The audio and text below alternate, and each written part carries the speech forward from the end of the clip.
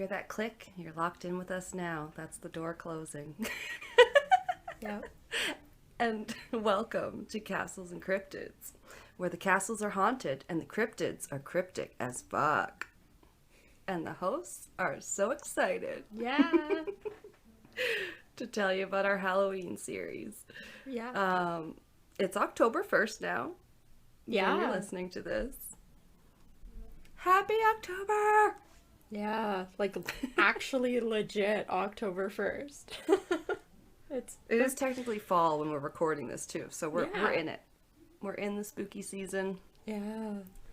Oh. I have my Halloween sign up that Kelsey got me. It's super cute. I put it up on I put it up on my Instagram. Yes, So if you I saw guys- it. Yes, if you follow me at Alanna Rain Stark Instagram, you'll see it there. It's like, it says Halloween, and then I like how there's 3 wine glasses, and the middle one looks like a devil with the little horns and the tail, and then there's a witchy one. They're It's like really cute. Halloween costume wine glasses. Yeah, and I needed that. It was a fun surprise gift because I'm like always complaining I don't have any fall decor. Oh. Yeah, I saw it and was like, oh, it made me think of you. And I was like, oh, it's wine, it's Halloween, it's spooky. It's speaking to you. Yeah. Yeah, no, it's perfect. But this is episode 28. Yeah. And to start off the spooky season, we decided to do, lots of Halloween related stuff, starting with supernatural horror movies, because what's more Halloween than horror movies? Yeah. And some maybe that are even based on true stories. Which makes them even creepier, I think. Exactly. Yeah, there's the truth element in this, and there's a lot of art. Art imitates life, imitates art is the theme here. Loosely inspired by. These aren't documentaries. I'm sorry to say, but horror movies are not documentaries. Oh, that's the old, based on a true story. Yeah. We all know what that means. Inspired by. Inspired by. Yeah. Don't sue us. Yeah. Well, yeah, I know I'm talking about Stephen King today, and I think you're talking about a couple of different things, so I'm really excited. Well, I have one. I decided just to do one because I found enough about one. Oh, that's good. That's means it's really juicy. Kind of. It's a little weird. I feel like I took the inspired by or like based on a little loose with this one. I don't know. I think we had a really loose theme. Yeah. I thought it was we were doing like paranormal horror movies. Yeah. And yeah, there's a lot of them that are inspired by real stories though. So it's really easy to find some, that's for sure. You got your exorcisms, you got all that. Yeah, which hauntings. We're saving that stuff. Maybe later in October we'll talk a bit more about that. Yeah. Yeah. Well, so what are we talking about today? This one. What have you got? Well, mine is a movie. It's actually a Spanish horror movie, or drama/horror movie from the 1970s. You didn't have enough fun translating the Slovenian stuff. You were like, No. well, I'm going to go for some foreign film. Challenge myself some more. I also attempted to download this movie and watch it and was unsuccessful. So, and then I read reviews about it and apparently it's not very good. So if anybody out here has watched this movie, please reach out to us because I would like to know your take. I couldn't even sit through the trailer for the movie on YouTube. It was pretty awful. So... Uh-oh. Yeah. That doesn't forebode well. I was going to say, well, I haven't seen all of Stephen King's horror movies based on books, so... Yeah. You know, what can you do, right? And they can't all be good. So many are so bad. when it comes to horror movies. Yeah, so many are so bad, and I watched one earlier today that was so bad it was good because it was intentionally awful. Nice. But so the movie I'm going to be talking about briefly before I get into the story that it's kind of loosely based on. This movie is called The Encinas Woods. Woods? Like yeah. a forest? Yeah. Okay. And in Spanish, it is El Bosque del Lobo. And that translates roughly to the Forest of the Wolf, or it's also known as the Wolf's Forest. Oh, I think it's Lobo, is it? Lobo? Yeah. Wolf? Oh, I think wow. so. Creepy.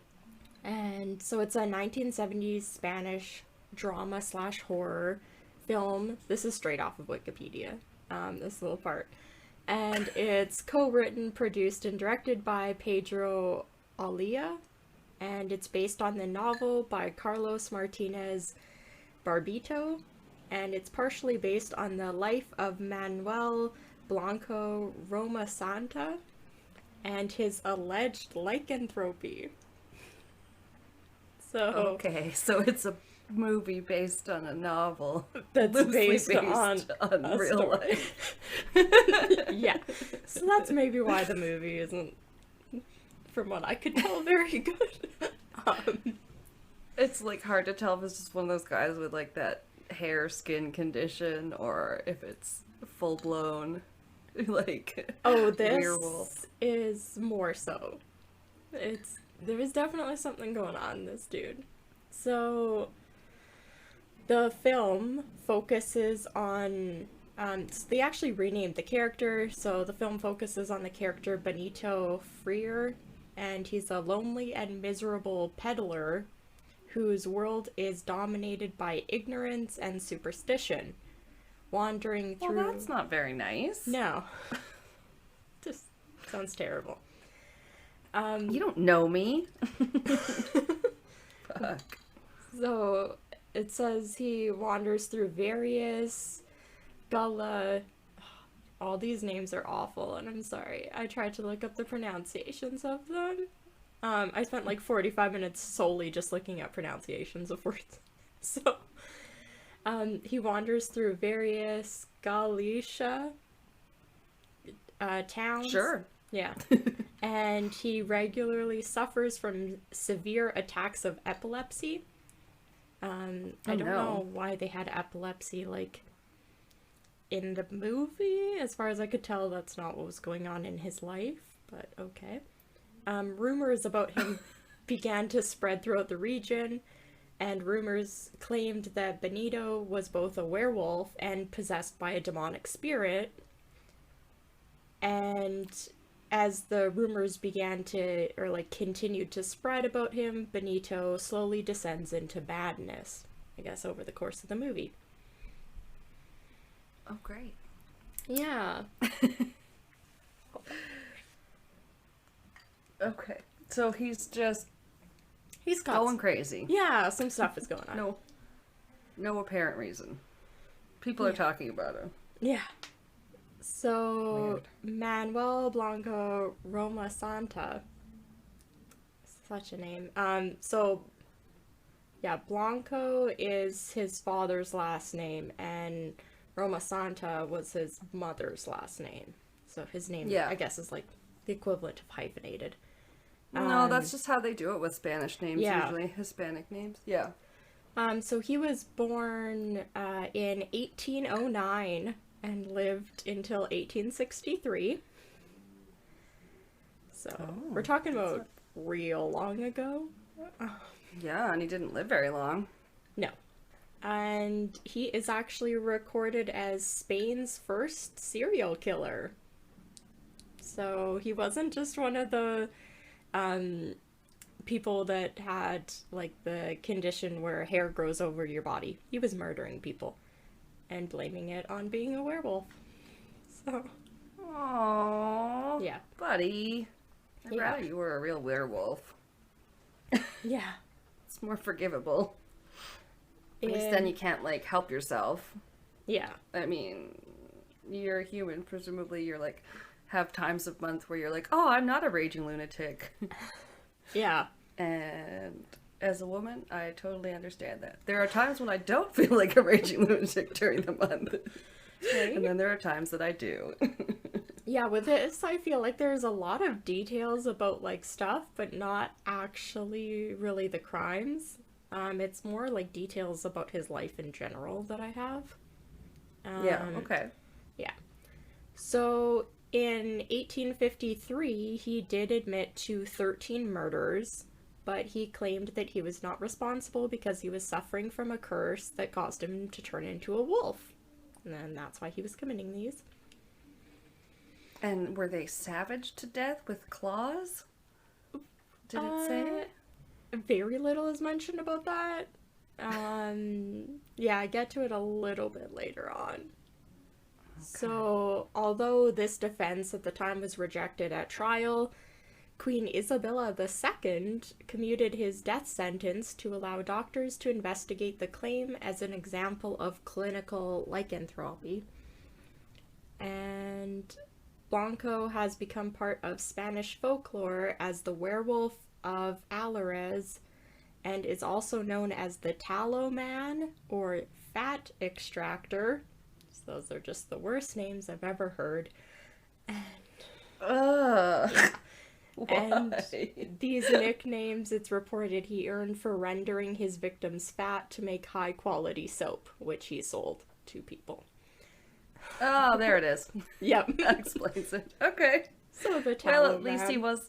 Yeah, but at least he's not like taser face, and they're like, why do you shoot tasers out of your face? Yeah. No, it's just a name what strikes fear in whomever you... What a...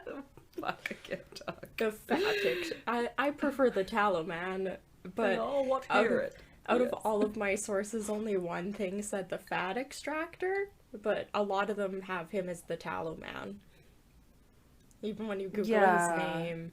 Yeah. The tallow is what isn't it the beef fat you used to make the candle? I don't know, I made candles a couple times the old-fashioned way. I think so. Yeah. Yeah. Smells nasty. Yeah. So, Romasanta. Yeah. Romasanta. Oh my god. He was born on the 18th of November, 1809 in Regueiro, Escos, in the Orense province. I'm not sure. Some of these words, when I tried Googling them, like, there were no pronunciations. And this is in Spain? Yeah, in like 1809. Okay. So I'm like, maybe these places don't exist anymore. So he was... We can pretend. Yeah, he had like interesting childhood. I would have liked to have known maybe more about this, but he was one of 5 children born to Miguel Blanco and Maria Romasanta. And originally they thought when he was born that he was female. And he was given the name Manuela. He had a wee willy winky. Yeah, must have been very small. And he was raised as a girl into the age of 6 when a doctor... Oh, no. Yeah, I mean, like years. Interesting. So a doctor at that time, I guess, reassigned his sex to male at the age of 6, and then at the age of 8, his family legally changed his name to Manuel. Wow. Yeah. I mean, that's got to do something. Yeah. To just be a little confusing to you. And sexuality is pretty confusing already, so I'm like... Yeah, and this is 1809, so... Yeah, I kind of feel bad. I have to say, though, it's reported he's extremely short. So, like, reported between 4'6" and 4'11" tall. Like, he's very short. Yeah. Yeah, that's almost like legit little person stature or whatever. Yeah. Or it might be. By the way, is it totally storming and hailing outside your house too? No, but I think I can hear it from It is a airport. friggin' dark and stormy night. I'm surprised we're not that far away, but yeah, but like I could It's see some the big cool, cloud like- kind of moving. Background ambiance. It literally hailed a little bit earlier. Wow. No, we've had nothing. That's Also, I strange. found out. But that reminds me. I was listening to the Sinisterhood, and they're based out of Texas, and they keep saying, "If you don't like the weather, wait 5 minutes." And I'm like, we literally say that in Alberta too. I guess that's just something you say where the weather's like crazy and yeah. I can hear it. It's so loud. Oh. No, It was a dark and stormy night. yeah. At my work, because we're on the markdown team right now, we're wearing like heavy coats in the morning because it's like 8 degrees, and then when we leave Yeah. work, it's like plus 20, and we're just like, what is this? Right? It's I like so have to turn on my heater in the car sometimes Yeah. in the morning, and then air conditioning driving home. That's me every day. In the morning, I'm like, heated seat, heated steering wheel, turn on the heat, and then after work, I'm like, open the windows, it's too hot in here, AC. Canada's weird. Yeah, makes no sense. Anyway, so yeah, they reassign his sex, they Oh, right. change his name legally, and What was his name before? Sorry, did you say? it was Manuela. Oh, okay. So That's they- not too bad of a Yeah, they just dropped a switcheroo. name. Yeah. If it was me, they would just call me Alan, Oh, because yeah. I have a Grampy Alan. So Aw. I'm kind of named after him. Yeah. I was like, I can't tell if that's coming from. I think it's coming from you. I hear thunder. Yeah, ooh, it's I such kind of good hope this background gets on the music. recording. Yeah. It is. Sorry. It definitely, you can hear it on my end. Oh, it's so spooky. I love it. Okay, We're such little nerds. let's put Guys, rain- it's dark out. It's dark. Let's put generic rain sounds, like storm sounds, behind every one of our tracks. Meanwhile, like, it'd be like me. I'd be like listening to it in my full bright office. I'm like, this is not scary. I'm like, It's annoying. No. right. So, anyway, it's reported some things that he could read and write. So back in 1809, I guess this was like pretty rare. So it was a skill that is pretty rare in the town that he was living in. Right, and he wasn't Galicia. very Yeah. like wealthy, so yeah, the Yeah. poor wouldn't, I guess, have the money for it. Maybe. Yeah, so they believed his family. Some reports said they were like maybe of like like medium income, and then some say that because he could both read and write, at this time it was probably a rare, like relatively wealthy family. But it's hard to say. Okay. Yeah. So, as I said, he was quite short, so between 4'6" and 4'11". It said that he was blonde and, quoted, tender looking. I don't know. As an adult, he worked as a dressmaker, and he had gotten married. I couldn't find the wife's name, but she ended up dying. So he became widowed in 1833. And Oh shit! So he's probably pretty young. So if he was born Yeah. in 1809, wow. yeah. Yeah, he would have been 24. Also, Yeah. I was picturing being like dark haired because of the werewolf thing, but you said he was fair, and I'm like, ooh, never trust a blonde man. No, just kidding. Love you, blonde listeners. So the death of his wife, it is mentioned that they didn't believe there was any sort of suspected like foul play or anything on his part. It was believed to be like natural causes. Oh, okay. Yeah. We just don't know how she died. No, I don't think it was mentioned in anything I was looking at. Makes Yeah. sense. It's a I don't know. I guess I just accept it. I'm like, it was a long time ago. Yeah, it was But that sucks. almost 220 years ago. Or like, yeah, I mean, but it they was still like 200. reported things. It's annoying when like missing information is there. I get it, but like Yeah. sounds like you had to do a lot of research. So Yeah. it's still a lot of information. This was mostly Wikipedia, so I didn't do that. I didn't dive too hard. That one can be a pretty good source for like referencing, and Yeah. you can like double check it with other websites too. There's definitely smart ways to use Wikipedia, I think. Yeah. Yeah. So after the death of his wife, he used like his dressmaking skills amongst, I guess, some other skills, and he began sort of as a traveling salesman. And he initially sold products in Escos, and then eventually through Galicia and Portugal. How is Esgos spelled? I'm sorry. Esgos. Escos. I couldn't get a pronunciation, I think, for that one. No, I think it sounds like you're pronouncing it correctly. It just sounds a lot like Pat's last name. Yeah. It's just Exgog. So Yeah. it's like, ooh, it's very close. So he was also known to act as a guide for travelers crossing the mountains to Castile and Asturias and Chantabria. My 3 words in a row. I had to look up the pronunciation. That's what I thought of. No, that's Santeria. I know. But as soon as I heard them pronounce it, I was like, oh.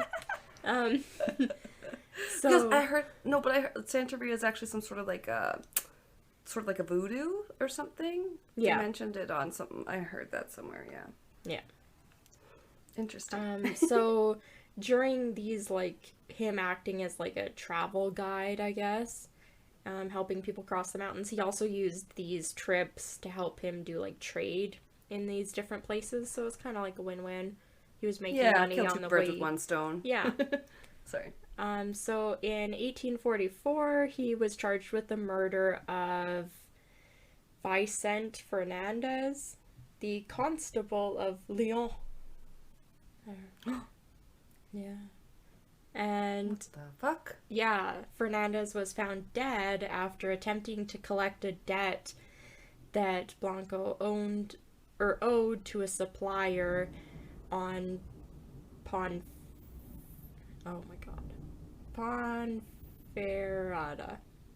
Ponferrada? I don't know. Yeah. I'm like, But some what of was these words I missed looking them up. Just realizing now. Ponferrada. No, it sounds like a word to me. I mean, Yeah. I was just gonna say that. Can you repeat the last sentence over? He killed the guy because of what? He was trying to collect a debt that Manuel owed him. So. Fuck, that's not gonna Yeah. work, buddy. So, He can't pay you if he's dead. You're just getting revenge now. No,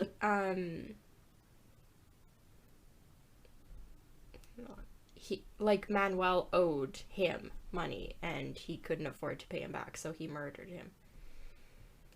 Oh. Yeah. Okay. The guy came to collect. Okay. Yeah. But that's like so extreme, buddy. Yeah. So apparently he was like charged. They tried to get him to appear in court, but he failed to show up, and because of this, the Failure judge, to appear. Yep. He judged him guilty by default and sentenced him to 10 years imprisonment for absenteeism, I guess. Yeah. Oh, but they haven't caught him yet. No. Well, he's in 10 years in prison for one murder so far. Yeah.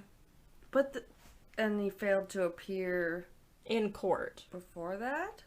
No, he failed to appear in court. So they sentenced him to 10 years. Or I guess he went into hiding, sorry. I confused myself. So he's in hiding for the murder, and they're just tacking on more charges. Yeah. Because there's like, he's on the run. It's like, well, yeah. Yeah. Murder. Sorry, so... But yeah, okay. Yeah, they I charged get him for 10 years imprisonment, and he was fleeing this, and he went into hiding for almost a year in some sort of abandoned shelter in Ermita. Okay. Yeah. So this is interesting because I don't know how you would do this, I guess, in 1809. or like in the 1800s, I'm sure there was ways, but he reappeared in there with a false passport showing the name Antonio Gomez. So I'm like, he's got a fake passport now all of a sudden. Wow. Well, I'm sure there's forgers in any time. Right? And the documents were just easier to forge, but Probably. you gotta go to someone rich who's got paper. Yeah. Oh my god. Parchment or whatever. Yeah. So it showed on his new passport with his new name that he was native to a town in Portugal. And he lived, or that's where it said that he was from, and in this time he was living in a small village in Rebordeco, I think. When I looked that one up, it sounded exactly like it's spelled. Rebordeco. Nice. But I was like, that just looks like gibberish. And that's in the... Well, it's fine. Everyone knows, Westerns always can butcher lots of European names because for English we barely have to open up our mouths. Yeah. So we can't form the right. I can't roll my voices. R's. So he was there for at least a year. And it said that even though he was helping with people doing the harvest, and he also worked as a cook and a weaver, he was making yarn on a spinning wheel for people. Okay. Yeah, so he's just kind For of some reason I thought of a basket weaver. That's what I thought too. When I hear weaver, I do not think yarn. I think you're making baskets and stuff. Well, because you spin. Yeah, yarn. you spin yarn. And then you weave on a loom. I thought. I don't know. Yeah. We're getting into semantics. I'm good at that. So it is said though that he became friendly with the women in the village, which led to men to consider him pretty feminine, I guess. God forbid you make friends with women, I guess. Sounds like he's been pretty feminine his whole life. Yeah. I was like, oh shoot. Nothing wrong with that though. No. Yeah. Well, I guess just don't murder people. But he's finding ways to make himself useful, and his finding his talent, where his talents lie. Yeah. Yeah. So over the years, with him being kind of this guide to travelers, there were several women and children that had hired him that were suddenly disappearing. And their disappearances were not noticed immediately because he was actually delivering letters to their families after he was killing them, advising that they had arrived at their destinations and that they were settling into their new lives. And then I guess he would yeah, so he's pretty smart in what he was doing, 'cause not a lot of people would start writing fake letters.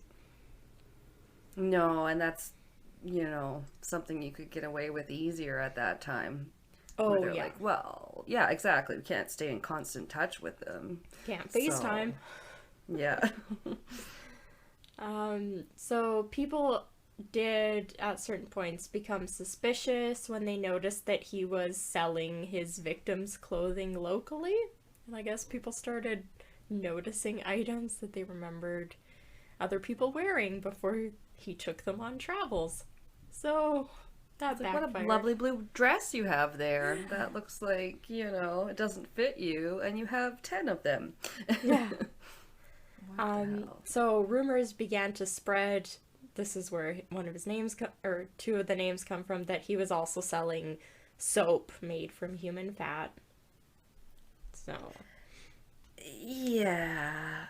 It's just making soap is cool. My mom did that as a hobby she's done that off and on for a long time, but you just don't want to be using that organic of ingredients.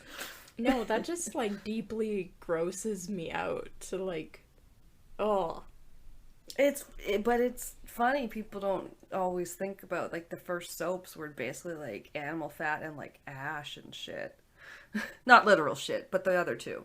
I know. Yeah, I picture the fact that my mom for, like, to grease her frying pan, keeps, like, a little thing of, like, when she cooks bacon, she'll, like, pour it into, like, a little jar. And then she keeps that in the fridge. And then uses it to, like, grease pans and stuff when she's making, like, eggs. Or something, instead of wasting, like, a bunch of Pam or a bunch of butter or, like, using oil all the time. So I just picture somebody, like, freaking scooping out that shit and just rubbing it on their bodies, and it's just awful. No thanks. Yeah, it's like, I know oil is good for my skin to a degree. Did I ever tell you, though, this story about when my mom was making soup on the stove and my sister thought it was cookies or something baking and tried it?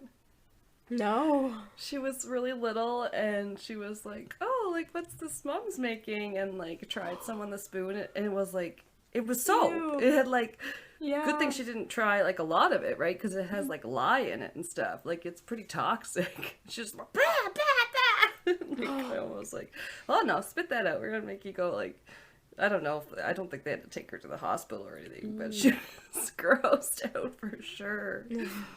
Oh, It's like, won't be licking the spoon again. no. Oh, that's so gross.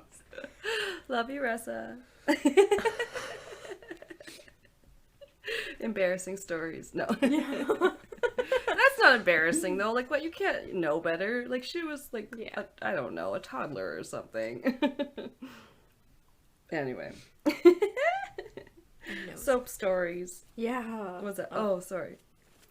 I definitely want to make soap sometime. It would be fun. It's cool when people make it into, like, those neat shapes and designer soaps that have, like, mermaids on them and carved into them and stuff. Oh, I'd just be happy with a square or a rectangle. Yeah. Yeah, my mom used to just cut them up like bars. Yeah. So in 1852, I guess a complaint was finally lodged against Blanco in the city of Escalona, and it alleged, that You said that when it sounded perfectly. Escalona. Escalona. And it was alleging that he had deceived women and children into traveling with them so that he could kill them and remove their fat, which he then sold as soap. And they arrested him in September of 1852 in Rambella?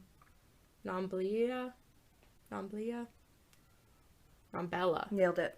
Rambella, that's what it is. In the province of Toledo. And he was brought to trial in Alariz. And in his defense, he claimed that he was afflicted with lycanthropy, however you want to pronounce it. Tomato. Yeah. I'm like, I've heard it both ways. I always have to think about that one when I go to say it out loud. I'm like, lycanthropy. Lycanthropy? I'm like, how do I like to... I never decide how I like to say it. Yeah, it's such a weird word. I don't like it. Not something you bandy around in everyday conversation either. So when he was brought to trial...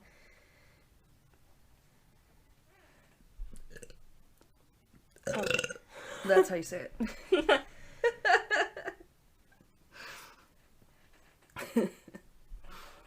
I think it was Galicia. When Blanco was brought to trial in Galicia, it was in the middle of one of the worst famines of several that had plagued the area. So that's kind of why people maybe think he was possibly saying he was a werewolf, if he was, like, eating these people because of a famine. I mean... Oh. Yeah. I wondered if he was eating them too. I mean, Yeah. sounds like someone who's resourceful and gonna use the whole animal they kill, if you want to call it that. Yeah. Which I don't, because that sounds pretty callous. Sorry. But yeah, it sounds like he's like, yeah, I'm poor. I need all this. I'm gonna not waste any of it. Mm-hmm. So these famines that had occurred in the area had led to massive, like, migrations out of the area. So a bunch of people were packing up and leaving. And there was also, it said, a noticeable increase in insanity. So, I don't know. Lunacy. Desperate times, desperate measures. People resort to a lot of kind of things when there's famine and people are poor to begin with. Yeah, that's very true. Yeah. So Pandemics. yeah, and this is the 1850s. So Yeah, kill or be killed, right? No, I feel like it's, yeah, even now I feel like at our worst is not as bad as some of these people could have been at. But yeah, I think that's all relative, I guess. yeah. So, but as a result of, like, this arrest he had and him being finally brought to trial and, like, facing judgment, it was kind of historical. So, there was, like, his claim of being a werewolf, I guess has, like, a cause number, 1778, and it's called the Wolfman Volume 36 of the Courts of Alaris. And, Oh shit, it's like a precedent in the yeah. law. Yeah. Thou shalt not claim thy is a werewolf. Yeah. And so whatever this cause is, from this time, it's never been repeated in the history of Spanish law. So I guess nobody has ever tried to claim to be a werewolf again. And they do allow some dumb excuses still in Yeah. some jurisdictions. Yeah. So Insane by reason of, like, the murder, the Jenny Jones murder comes to mind, where the guy, like, found out the crush on him, the secret crush on him on the show was from a Yeah. man. And so it was one of those, like, yeah, well, okay, they played, I think, insane or, like, passion crime or whatever. I don't know. yeah, it's not a I'm totally passion describing it crime great. when you, like, when it's premeditated and you drive to 3 different places between your house and their house. But It's yeah, not I really remember, a passion, spur the moment. Oops, we had a physical altercation. I accidentally stabbed them. It's like, no. Oh, no, I yeah, and accidentally there's drove and planned this for an hour and a half. Oh my gosh. right, there's so much to actually get into with that Yeah. one. It's true, but, like, that's part of it, is that I think they said when I was hearing about it that, like, some states can still, Oh like, yeah. don't necessarily have that as, oh, you can't say that homosexual panic isn't a Yeah. reason to passion kill someone, or I don't know. Yeah, it's awful. I'm not a lawyer. I'm probably not saying it right. Go figure. So as I said before, he did end up admitting to 13 murders that he had committed, but in his defense, he said that he had been cursed and that he was committing them after transforming into a wolf. So there are a couple, like, I think I have at least one quote from him. And it says, quote, "The first time I transformed was in the mountains of Cusco. I came across 2 ferocious-looking wolves. I suddenly fell to the ground and began to feel convulsions. I rolled over 3 times, and a few seconds later, I was a wolf. I was out marauding. Marauding, yep. I was out Like marauding. the Marauders map. Yeah. I was out marauding. I'm still getting over that few seconds later. I was a wolf. Yeah. Okay. I was out marauding with the other 2 for 5 days until I returned to my own body. The one you see before you today, Your Honor. The other 2 wolves came with me, who I thought were also wolves, changed into human form. They were from Valencia. One was called Antonio and the other Don Genero, I think. They too were Sure. cursed. We attacked and ate a number of people because we were hungry." End quote. So, yeah, he confessed to eating the people because they were hungry. That's like, I think maybe the famine, like, played a part in it. But not as big of a part as if you're actually starving and someone's already dead and then you eat them Yeah. for sustenance. You're Yeah. just killing fully healthy people, you dumbass. Yeah, women and children that you're supposed to be guiding safely.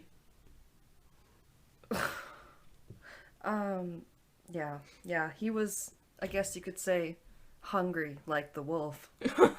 Yeah.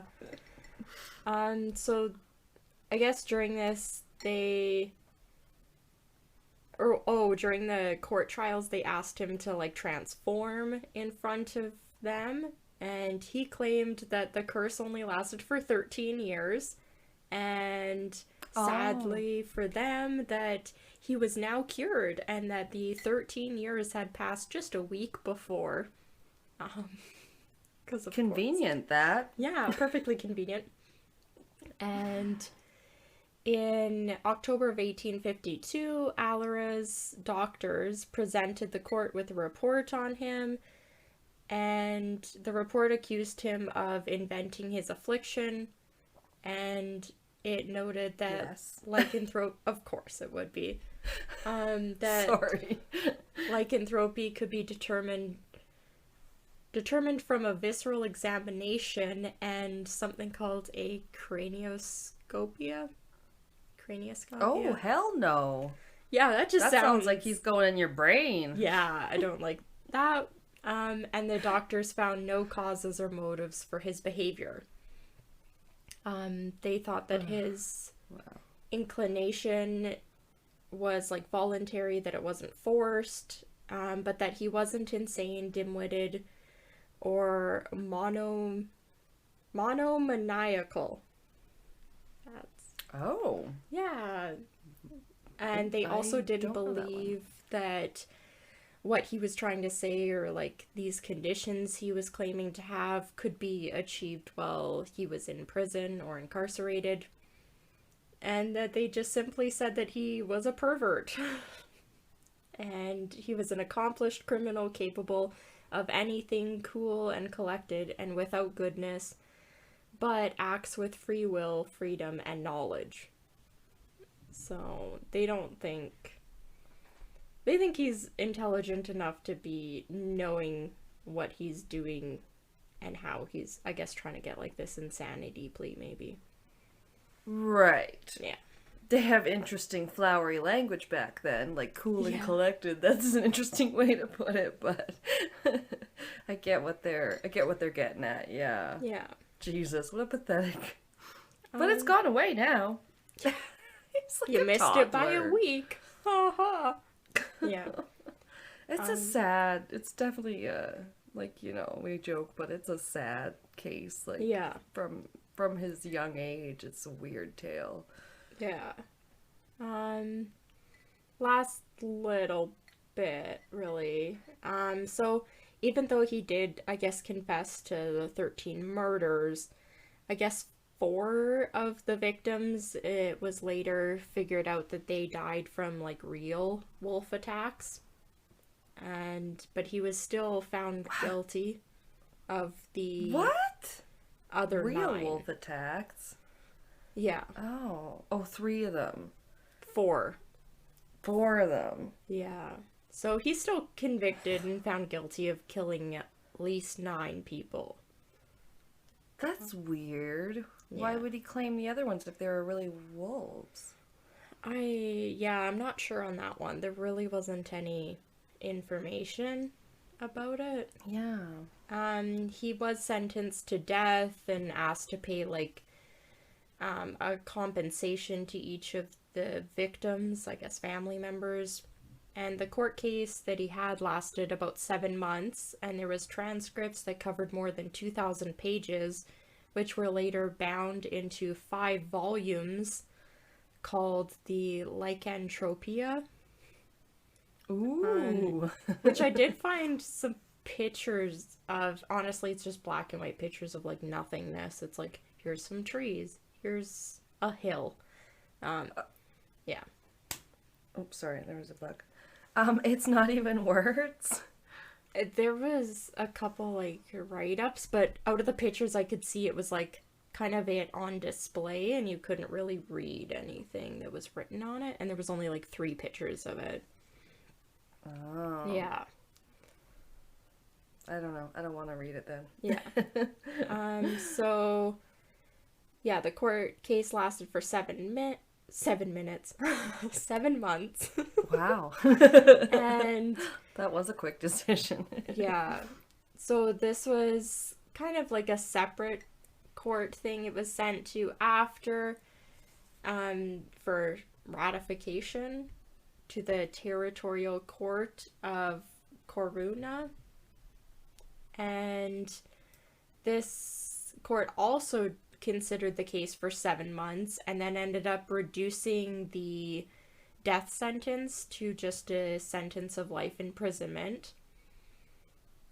But the prosecution against him appealed this reduction, and a new hearing was set that ended up upholding the original verdict of death. So, you know. Fuck, that's a roller coaster. Yeah, right? Death sentence, then it's life in prison. Oh, back to death sentence. You're living, you're dying, you're living, you're dying. There is a list of named victims.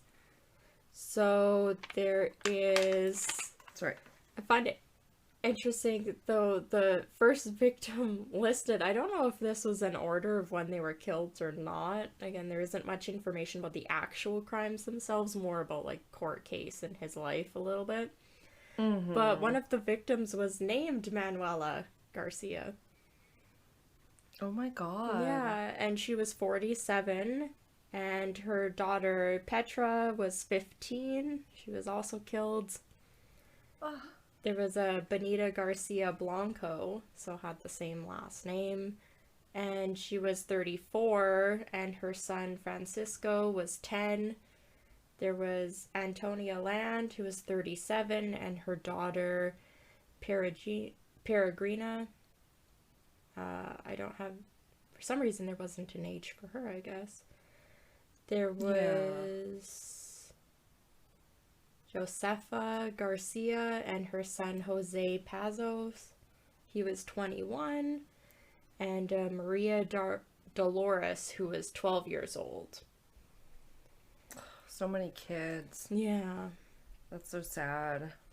So, kind of after the publicity surrounding the case, there was a French hypnotist who was actually at the time living in London, and he was called Mr. Phillips, it's reported. Okay. Yeah. He Weird had been name for a hypnotist. Right? He had been following the, quote, Werewolf of Alares case through the reporting in French newspapers. And he wrote to the Spanish Minister of Justice stating that Blanco was suffering from a monomania known as lycanthropy and was not responsible for his actions. And he claimed that he had successfully treated the condition through hypnosis and asked that his execution be delayed so that he could study and help him, I guess. And wow. Yeah. The Minister of Justice then wrote to Queen Isabella II, who personally commuted the death sentence back to life imprisonment by royal order on the 13th of May, 1854. And Blanco was then transferred to a prison in Celanova. Jesus. There's some discrepancy about what the identity of Mr. Phillips the hypnotist was. Some people think he was a French physician named Joseph Pierre Dernad de Grasse. And this gentleman had been exiled to Britain and later returned to France using the pseudonym Dr. Phillips. So by this time he was a hypnotist going by Mr. Phillips.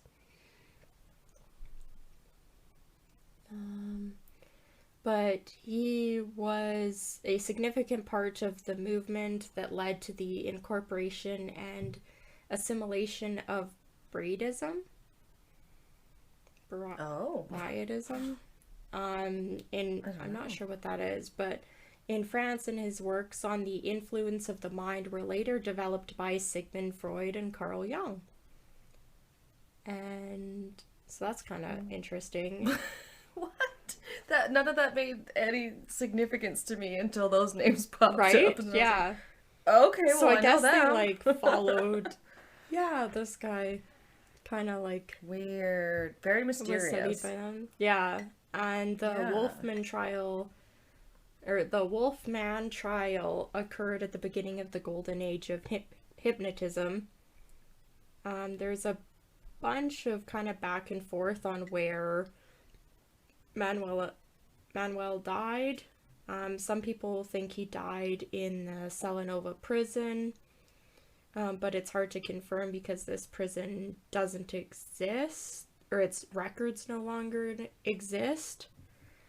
Okay. Yeah, so some people think That makes he it hard. maybe died of illness like shortly after he arrived. But there's also rumors that he maybe died in the prison after a guard was trying to get him to transform into a wolf, and instead when he like couldn't do it, they shot him, I guess. That's what they think happened? Possibly, that's one thing. There was a TV documentary that aired in 2009. This didn't say the title of it, but it investigated the possibility that he died somewhere else. That he had died in a San Anton castle in Coruña. But it is mentioned that one of the craziest rumors about his possible death is that he didn't die and that he escaped from the prison and continued to roam the woods as the werewolf of Allarez. Okay. I was gonna say, what do you mean possible death? But then, yeah. Yeah. It's like, well, he's probably at least dead now anyway. Yeah, oh yeah, definitely. He is kind of like it's like an oral tradition to talk about him, I guess, and like to teach kids kind of not to go into the woods. Which is, Oh my god. yeah. So there has Wow. been kind of like exhibitions and symposiums about him. He, I guess, has a little bit of memorabilia that has kind of traveled a little bit. And in these exhibitions, there were specific researchers that presented evidence that he did in fact die in prison died in prison on the 14th of December 1863, and that this evidence consisted of 2 newspaper articles from 1863 that included a short sentence reporting that he had died, and as well as a separate newspaper article dated the 21st of December 1863, which reported on its front page, quote, "In Ceuta prison, the unfortunately famous Manuel Blanco Romasanta, known in all Spain as the Werewolf, as a consequence of his atrocities and misdeeds, and who was sentenced to prison by the court in Coruña, died in that place on the 14th of this month, being the victim of stomach cancer." Oh, the Yeah. big C. Yeah, so Wow. I'd say that's probably the most likely thing that happened to him if that was on the front page of a newspaper. But Yeah, no kidding, right? Instead of the Yeah. more well, I was gonna say the more sensational story, but then again, sometimes newspapers do print the more Yeah. sensational story. So Exactly. yeah, that's probably the most likely thing. yeah, Wow. I guess his like story has been used loosely in like a couple movies, including the Encina's one that I found out about it.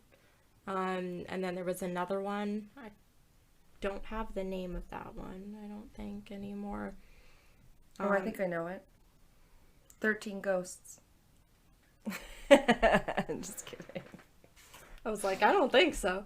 No, but there was 13 victims. Yeah, there was. Yeah. Oh man. That's crazy. That was more true crimey than I thought it was gonna be. Yeah, that's the thing. When I was looking at it, I was like, ooh, he claimed to be a werewolf. And then when I got into it, I was like, oh, it's kind of borderline.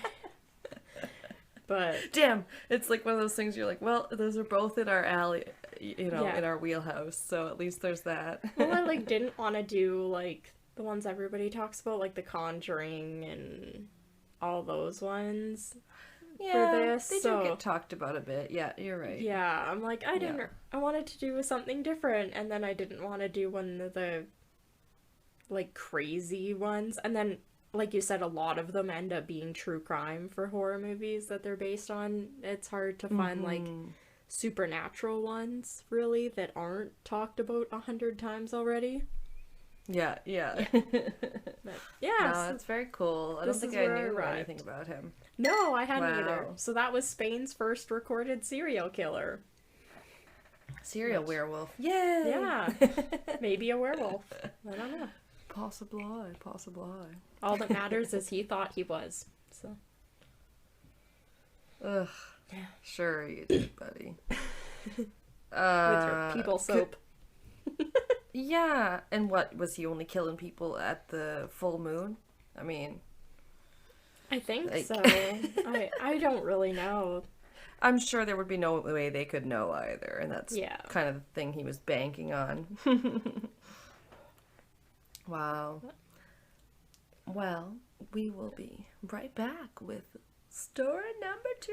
Not story. Many stories. Yeah, I'm excited. Alright. It stopped thundering. Yeah.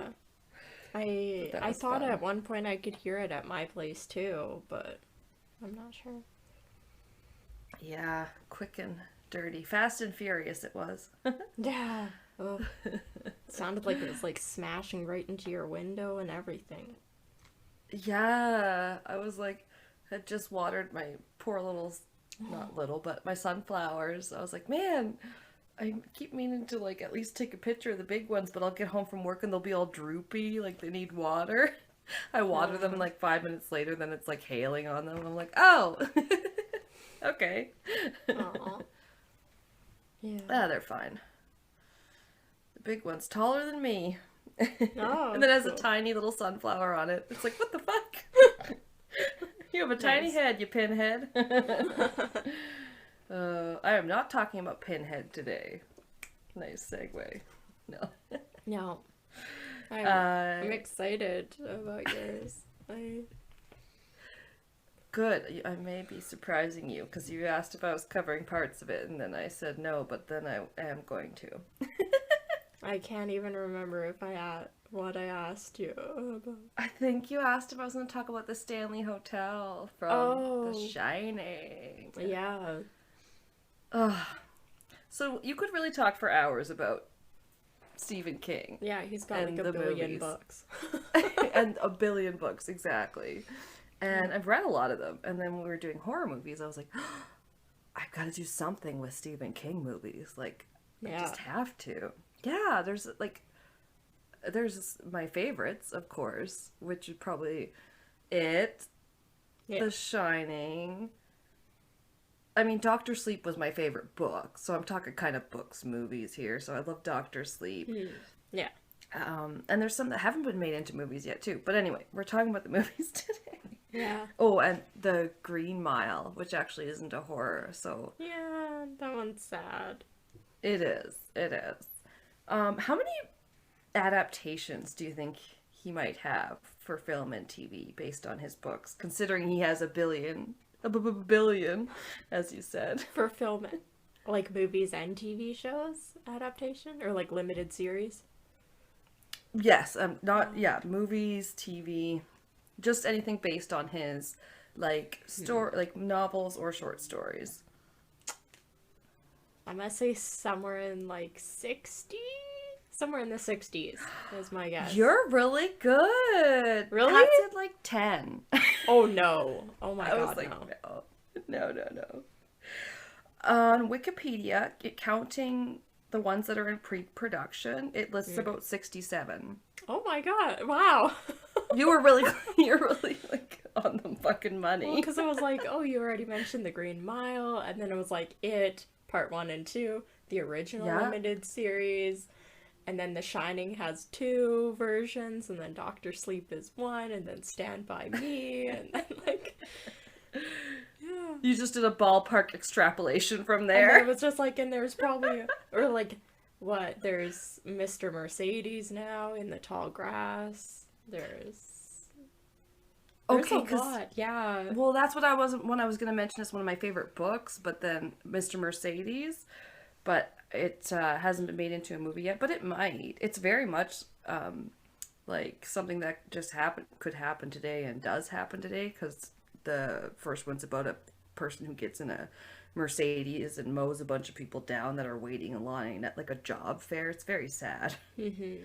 I think that one is coming. I think. Oh, sweet.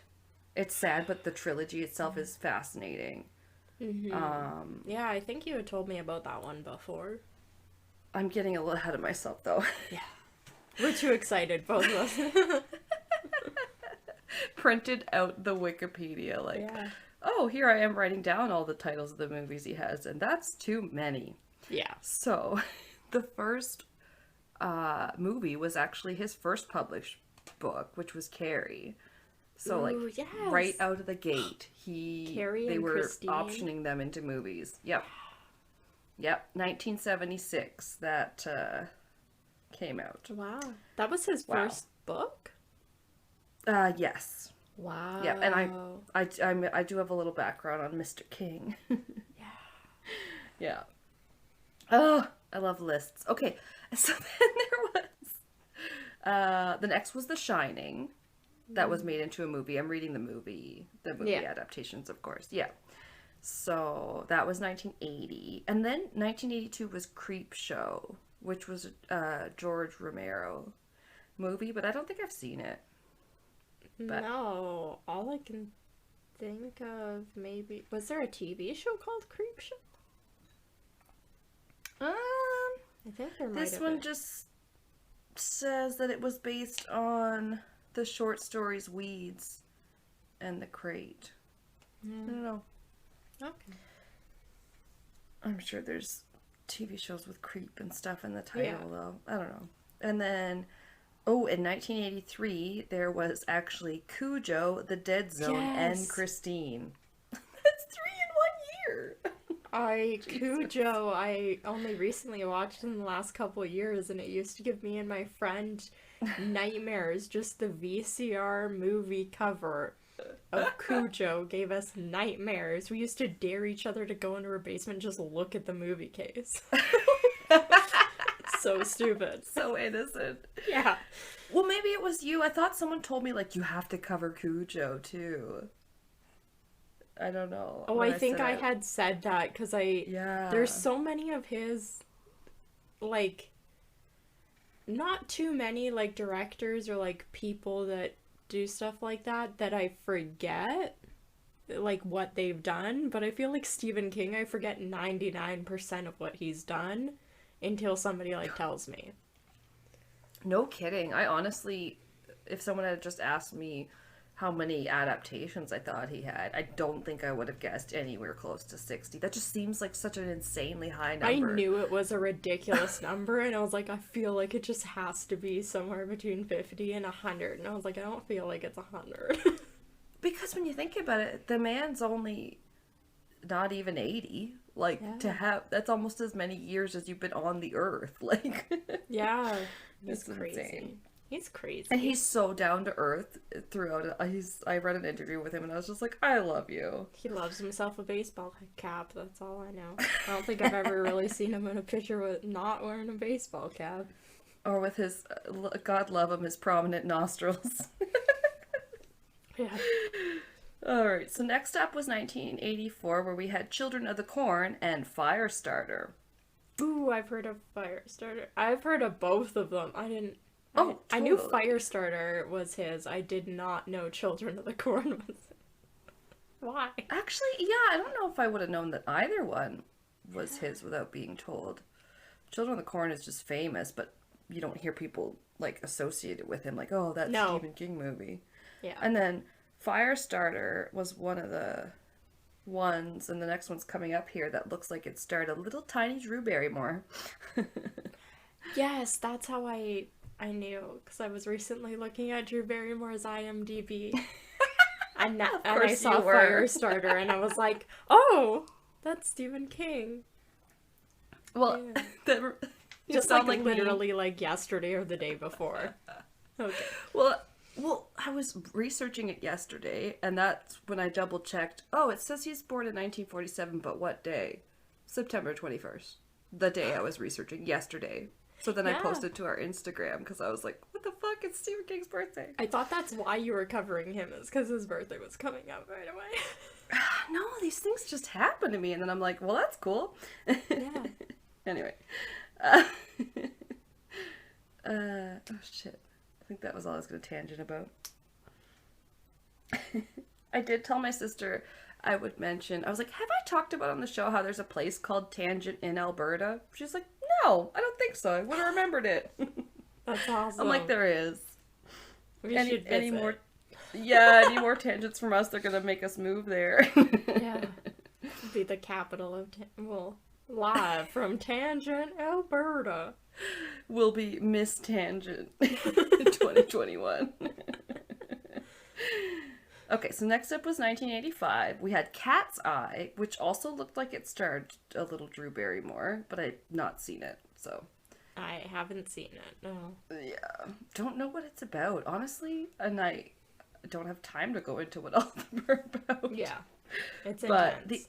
the other one that came out that year was called Silver Bullet, and that was apparently based on a novella about a werewolf, Cycle of the Werewolf, according to my Wikipedia page here. Oh, okay. I know at one point, when I got my Kindle, I was like, I'm going to read a bunch of Stephen King books. I'm going to do it.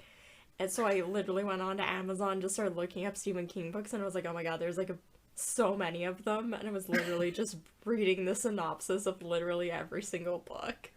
Is that how you ended up reading the one where all the kids have to like run to death? Yeah. Never stop running. Okay. The Long Walk. That's what it's called, The Long Walk. Because it's not a very known one. I've read a few and I'd never heard of it. Yeah. Oh, it's quite a bibliography he's got. Yeah, there's a lot. And they make fun of him too, of course. I vividly remember the Family Guy scene where they're in Stephen King's office and then they're just like, you know, because they make some throwaway joke about Stephen King, so it cuts to like him being like, what could be scary next? He's talking to his editor or whatever, publisher. Oh, look, a lamp! And picks up a lamp off his desk. Like, they make fun of him. But it's like, you know, he doesn't just... He writes about a few different things, I feel like. Not just everything's haunted or, you know, possessed. Yeah. Yeah. Yeah, he doesn't want to be pigeonholed. No, just like the Long Walk has absolutely nothing supernatural in it. It's just a horrible, like, dystopia kind of thing. Yeah. But there's nothing supernatural. Exactly, and not all of the horror elements of his books are supernatural. Yeah. I always found that he put in a lot of, like, real life, almost true crimey horror, like domestic violence and stuff, which I just thought adds total kind of, realism that... Mm-hmm. Is a lot when you're a preteen and you start reading that. And you're like, whoa. Yeah. Okay, so we had said Cat's Eye and Silver Bullet. Next was 1986, Maximum Overdrive. Never heard of it. I have. I just have you? Don't know. Yeah. Okay. I don't know the summary of it though. But I know of it. It was based on one of his short stories apparently called Trucks, so... I don't know. I haven't it's heard weird of that. when they can do. Well, it always seems weird to me when they can make a short story into a movie, but yeah, pad it out. Filler. Yeah, a lot of landscape shots. Oh God, I don't like books that have a lot of description. And that same year was Stand By Me, which I have heard of that one, but I don't think I've seen it. Stand By Me? Sure. Oh, it's fucking... Yeah. I don't know. Everybody's like, it's my feel-good movie. Honestly, It's a bunch of, like, a group of 8-year-olds that are trying to spend their last day of summer or something searching for the body of their school classmate who, like, died. And the book it's based on the novella The Body. Yeah. Novella.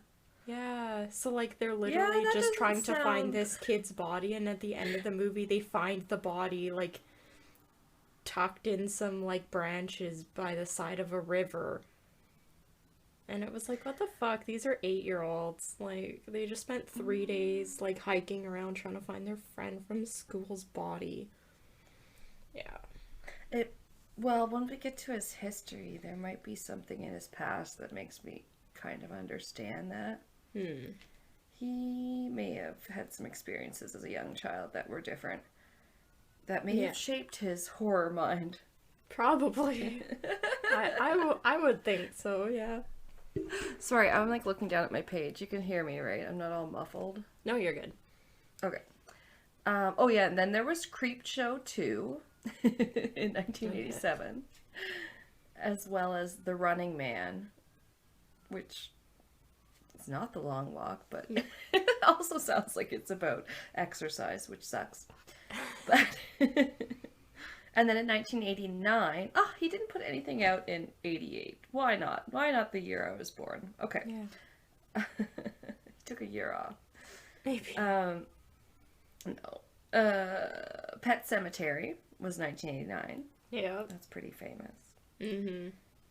Yeah. That one's got quite a few adaptations, too. Yeah, it has, hasn't it? It just got, like, the remake and stuff. Yeah. Also got a pretty horrific scene. Like, it's not just supernatural in that the kid gets smucked by a friggin' truck at the beginning, the younger brother or whatever. Oh, yeah.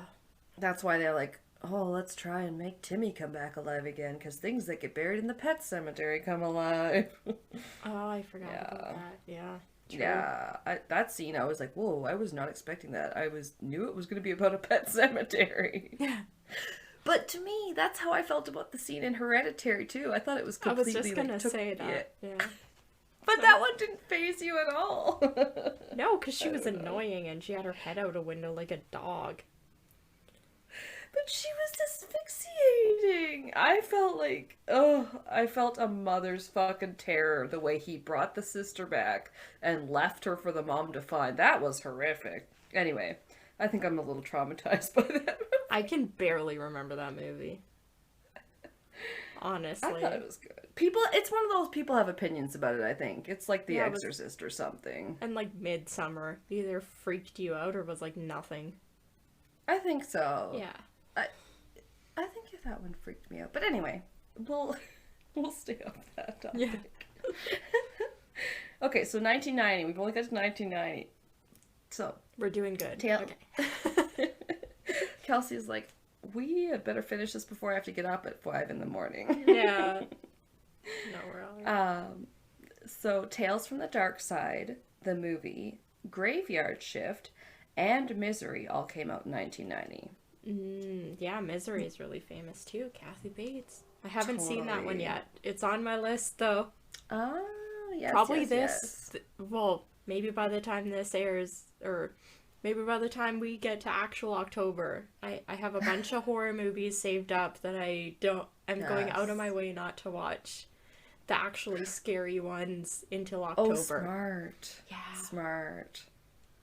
Every year in October I watch a whole bunch of horror movies. So I love a good horror movie night. I enjoyed our movie night that we just did where we watched The Big Lebowski. That was fun. I liked it. And then I was editing our episode that's coming out this week about Slovenia, and you said something like, she just went in to see the condition he was in. And I was like, she just walked in to see the condition her condition was in. Yeah. I was like, you'll get this soon. Yeah. Oh my god. Oh, a bunch of these are directed by Rob Reiner. That is surprising. Misery was directed by Rob Reiner. I didn't know that. Anyway. The next one is The Lawnmower Man, 1992. Don't know that one. Okay. I know. The Lawnmower Man? Alright. Based loosely, it says, on the short story of the same name. There's probably a reason we don't need this. Oh, on the side it has the Rotten Tomatoes score. It's 35%. Oh, I was gonna say, it's a go hand in hand with In the Tall Grass, the Lawnmower Man. Yeah. Damn it, now you're making me think about In the Tall Grass. I think we watched that one. I think so. It's But if I can't remember it, yeah, it probably was a little meh. It had like time pockets in the tall grass. Oh, yeah. Damn it, I love a time pocket, you bugger. Yep. But, okay. There was The Dark Half, 1993. Yeah, I read that book. It was pretty good. Oh, really? Yeah. I have not read it, nor have I seen that one. No, it's like this dude, I think he's like a crime writer or something, and he has a brain tumor. And then it ends up, at the end, it's revealed that the brain tumor was, like, forcing him to commit the murders in real life that he was writing about in the book or something. It's been, like, 4 years since I read it. Yeah. That shit is stuff that can happen in real life, though. Similar. Yeah, so he had, like, a split personality. So he had a dark half that would, like, talk to him that was, like, a brain tumor or something. Dark Passenger. Yeah. The same year they put out Needful Things. Again, I'm not really familiar with that one. I know the name. Yeah, and probably a lot of people might be shocked to hear this, but I haven't seen the next one either, The Shawshank Redemption. I mean, Blasphemy. I feel like The Shawshank Redemption. Oh. I feel like it's one of those where I'm like, I feel like I will see it, but that I don't need to because I know everything, because you see everything, if that makes sense. You know of it. I have probably seen that movie upwards of 100 times, and I will never turn it off. It's so good. That's so funny. I didn't know you'd seen it that many times. Of, like, yeah, for probably a good almost 10 years, it was my hands down favorite movie. Like, It's good. It's good. Is it like The Green Mile then? Because I know it's not a strict horror. I know they get out of prison. It's more. Oh no, it's like a. It's drama. not a horror at all. Yeah, it's drama. Right. The guy's like wrongfully accused. He gets sent to prison. You got. Right. Oh, what's his name? Actually. But it's got Morgan Freeman in it, and Morgan Freeman's right. like a main character. He narrates the whole thing. It deals with people that are like institutionalized, that are afraid to get out of prison and stuff, and it deals with wrong conviction, and it's good. I think I even understood, recently there was a thing, it's been on the internet, but a podcast I listened to did it too, where they like badly describe a movie and try and guess it, and then one of them, somebody described the Shawshank Redemption, and then when I kind of got it almost just from reading that. I was like, I think I know what it's about. I just need to see it. It's good. Right. So, for an example, another description of one was, for Halloween, brother comes home for the holidays and causes a lot of family drama. For Halloween. I have no idea. Because he's the brother of Laurie Strode. Okay, so there was the Shawshank Redemption in 94. And then there's 1995, we had The Mangler.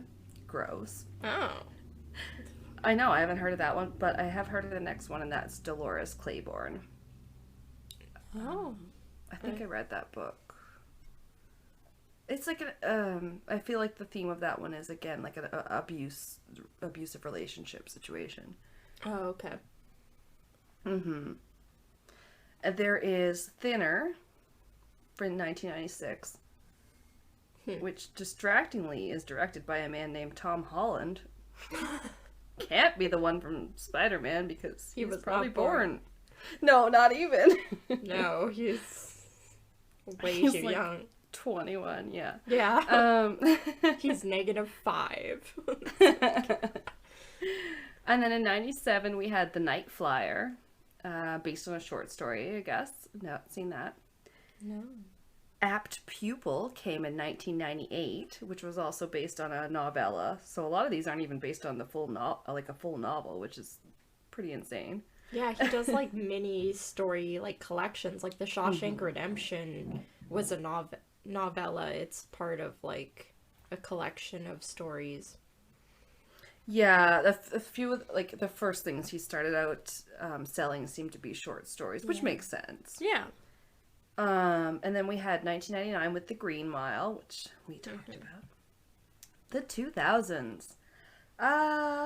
Apparently in 2001 he did Hearts in Atlantis. Literally the first time I think I've ever heard of that in my life was just reading it right now. Yes. It says same. based on the novella Low Men in Yellow Coats. Okay. Okay. Sure. Okay, sure, Stephen King. Okay, sure. Sounds great. 2003 we have a movie called Julie Ganapathy.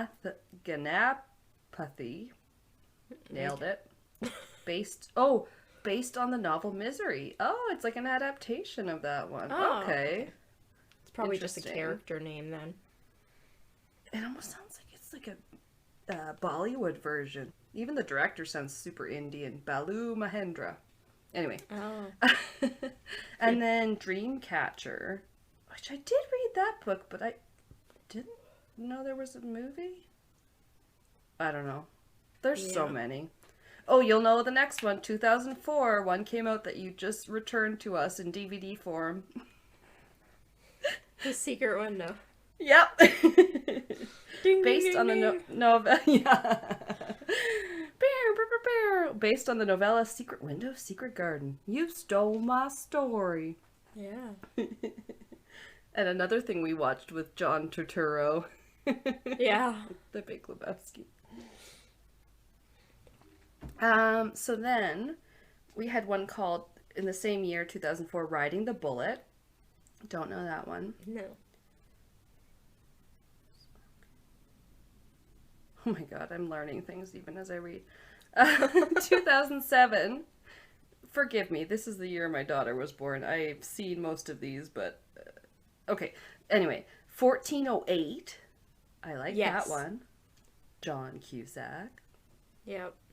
Pretty good. Haunted hotel room that he's in, 1408. I only ever saw that one because the guy that plays the mailroom clerk, I think it was. I think his name is Andrew Lee Potts. I'm pretty sure I watched that movie because of him. Oh my god, you would. Did you have a crush on him? Oh yeah. Sounds about right. I like doing that too. Yeah, you're just like, I'm gonna watch, but I'm pretty sure I fast forwarded through everything that he wasn't in. So I think I watched that movie and it was 5 minutes long. I mean, you know what? That would be it's a good, like, almost quarantine or something movie because he's stuck in the room. He's like, oh, I'm a writer. I hear this room isn't haunted or whatever, and nothing's gonna happen. But then the room just gets weirder and weirder. So then it's like, yeah, you kind of relate to it. Yeah. And then, of course, we had The Mist, which is also a favorite of mine. Oh. Yeah. I watched that at your guys' place in black and white, I think. Yeah, the black and white version. Yeah. Oh, I know Pat likes to put that one on because he's got the DVD set or whatever. Yeah. It does add a certain gravitas to it. Yeah, it's creepy. That one's creepy. They're like all stuck in a convenience store when shit goes down and the mist rolls in, and then, I mean, spoiler, like by the end of it, all these freaking crazy monsters are there and they think they're gonna die, so he like shoots the rest of them in the car and the mist like basically clears and he's like a millisecond later. Yeah, he's like, oh shit, I just had to kill everybody because we thought we were gonna like die right now. Yeah. Crazy. Yeah, I think I watched 2 adaptations. Not the TV show version of The Mist, but 2 movie adaptations of The Mist I think I've seen. That makes sense. I literally also think we have 2 movie versions of a movie called The Fog. Like, there's just a lot. Yeah. of misting and fogging. And The Happening. The Happening was like the same kind of idea, wasn't it? It was, they vanished. Yeah, because people started calling the Marvel Thanos thing the Snappening. Oh, yeah. That's how it was. Oh, Jesus, now is The Happening the one I just rewatched where it's Mark Wahlberg and Zooey Deschanel and like... No, maybe that is the... Is it? Okay, because they vanish. So now I was like, was that The Vanishing? But like, yeah, a bunch of people on Earth vanish, and then it turns out like the plants are actually the things that is like, Yes, getting that's people. what it was. Yeah. Yeah. It's very weird. Yeah. Then No Smoking, which Hmm. I thought that was the one with. Fuck, he's blonde. I can see him in my eyes.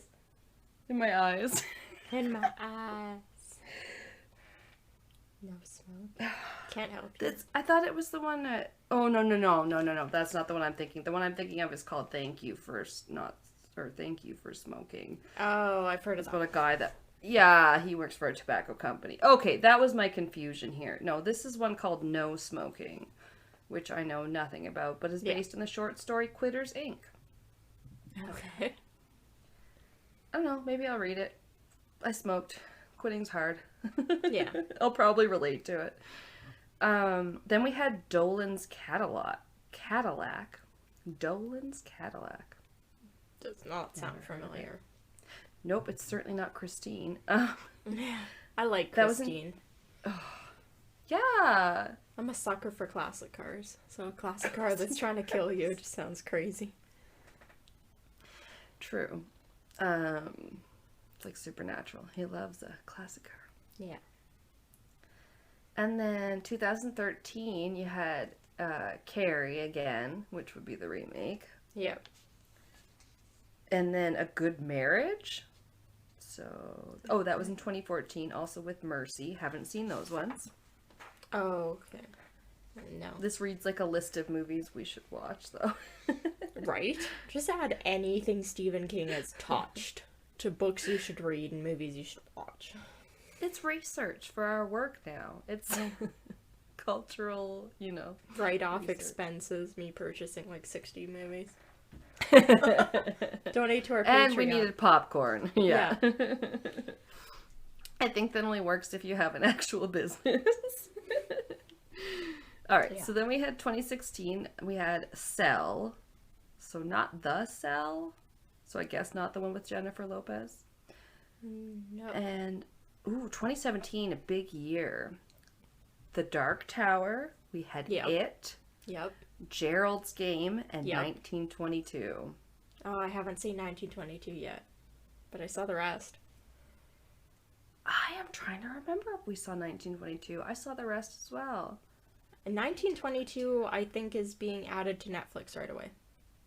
That could be why. It's just somewhere where we didn't see it. Mm-hmm. You know what? That's what it says. Distributor. Distributor. Netflix. Oh, okay. Must be being added. Gerald's Game was good. I like no. that actress. I did watch 1922. I watched it like Did you? 2 months ago. Yeah, it was pretty good. I'm picturing like In the Tall Grass. I'm like, I don't It's know what happens basically that in one. the tall It's grass, but a divorce instead of. Yeah, It does say it's a novella, so it doesn't Yeah. have as much story to flesh out, I guess. It was decent though. I just can't Okay. remember much about it, but I remember I like enjoyed it. I would watch it. I also like Gerald's Game. I remember reading that book, and that was scary because it's very Yeah. much like this could happen to you. They're in a remote cabin, they're having sex, sexy times. She's handcuffed. He has a heart attack on top of her, so then she's handcuffed and stuck with a corpse and like Yeah. literally scared of like wildlife that's coming in and stuff. Yeah, it's freaky. It's just Yeah. freaky in a different way. Yeah. So then 2019 we had Pet Cemetery, It Chapter 2, In the Tall Grass, and Doctor Sleep. Wow. Yeah. Big year. Oh, Yeah. This is interesting because I know from the other part that this is his second novel. 2022 coming is Salem's Lot. So that's weird that one took forever to get made when it was the one he wrote after Carrie. I think I have that book on my Kindle. I've never read it. I haven't either. I feel like it's vampires or something. I can't remember. Yeah, something like that. Yeah, and then in the works we have The Boogeyman, The Breathing Method, Christine. Wait, Another Christine. again, I guess. Ooh. The Dark Half, Okay. Elevation, Firestarter, From a Buick. Boy, he does like cars. Herbie, fully loaded. No. He does like cars. From a Buick. The Girl Who Loved Tom Gordon and the Little Green God of Agony. Oh, hang on. That was that page. The Long Walk. Distributor New Line Cinema, so it's coming. Oh shit. Well, I did say once they started making the Hunger Games and stuff. Oh, I don't know. I don't even know, my pages might be mixed up. This says 1970s. Ah, I'm confused. Oh, yeah. That's, I think, when the book came out then. Because I was like, I don't know. That would have to be a narrated book or a narrated movie because there's a lot of internal going on that I don't think you could properly get across. Oh, well, see, it goes like films and then television, and I'm almost on television, so I think, I don't know. I'm very confused. I'm just going to read the rest of this list that says 1970s. It's The Long Walk, Mile 81, Mr. Harrigan's Phone, Rest Stop, The Running Man, Revival, Throttle, and The Tommyknockers. Those are books. Those are his books. No, I know, but this is all still from the Wikipedia article of the movies. I think I just got a little... I don't think that's from the movies. I don't think Tommyknockers was a movie. Yeah, it was. Pat has that one. Really? Yeah. Shit. But yeah, that's all the movies. So I'll just leave it at that. That's... Like, there's... Oh, yeah, I had so many pages of just the movies and television adaptations. Yeah. Jesus. Good. Okay, I'm hot. So... Stephen King. A little bit about Mr. Stephen King. Also, fun fact, we were friends with a couple of twins that we'll just call them, you know, Sandy and Mandy King. And we were hanging out with them one time, and then my mom gets a phone call at the house, and a man goes, "Hello, this is Mr. Stephen King." And my mom went, "What?" And he was like, you know, Mandy and Sandy's parents. And she was like, "Oh, okay." Oh my god. That's amazing. Like, just very confused at first. So anyway, Stephen King was born on the 21st of September, 1947 in Portland, Maine.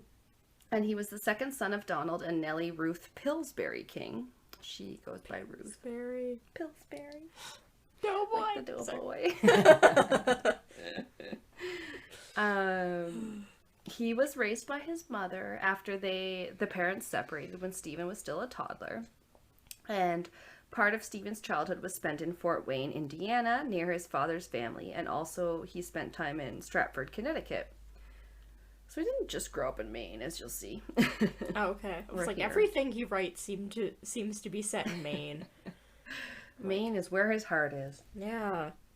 Just loves Maine. Yeah. Okay, so yeah, born in Portland, Maine, and they move around a bit.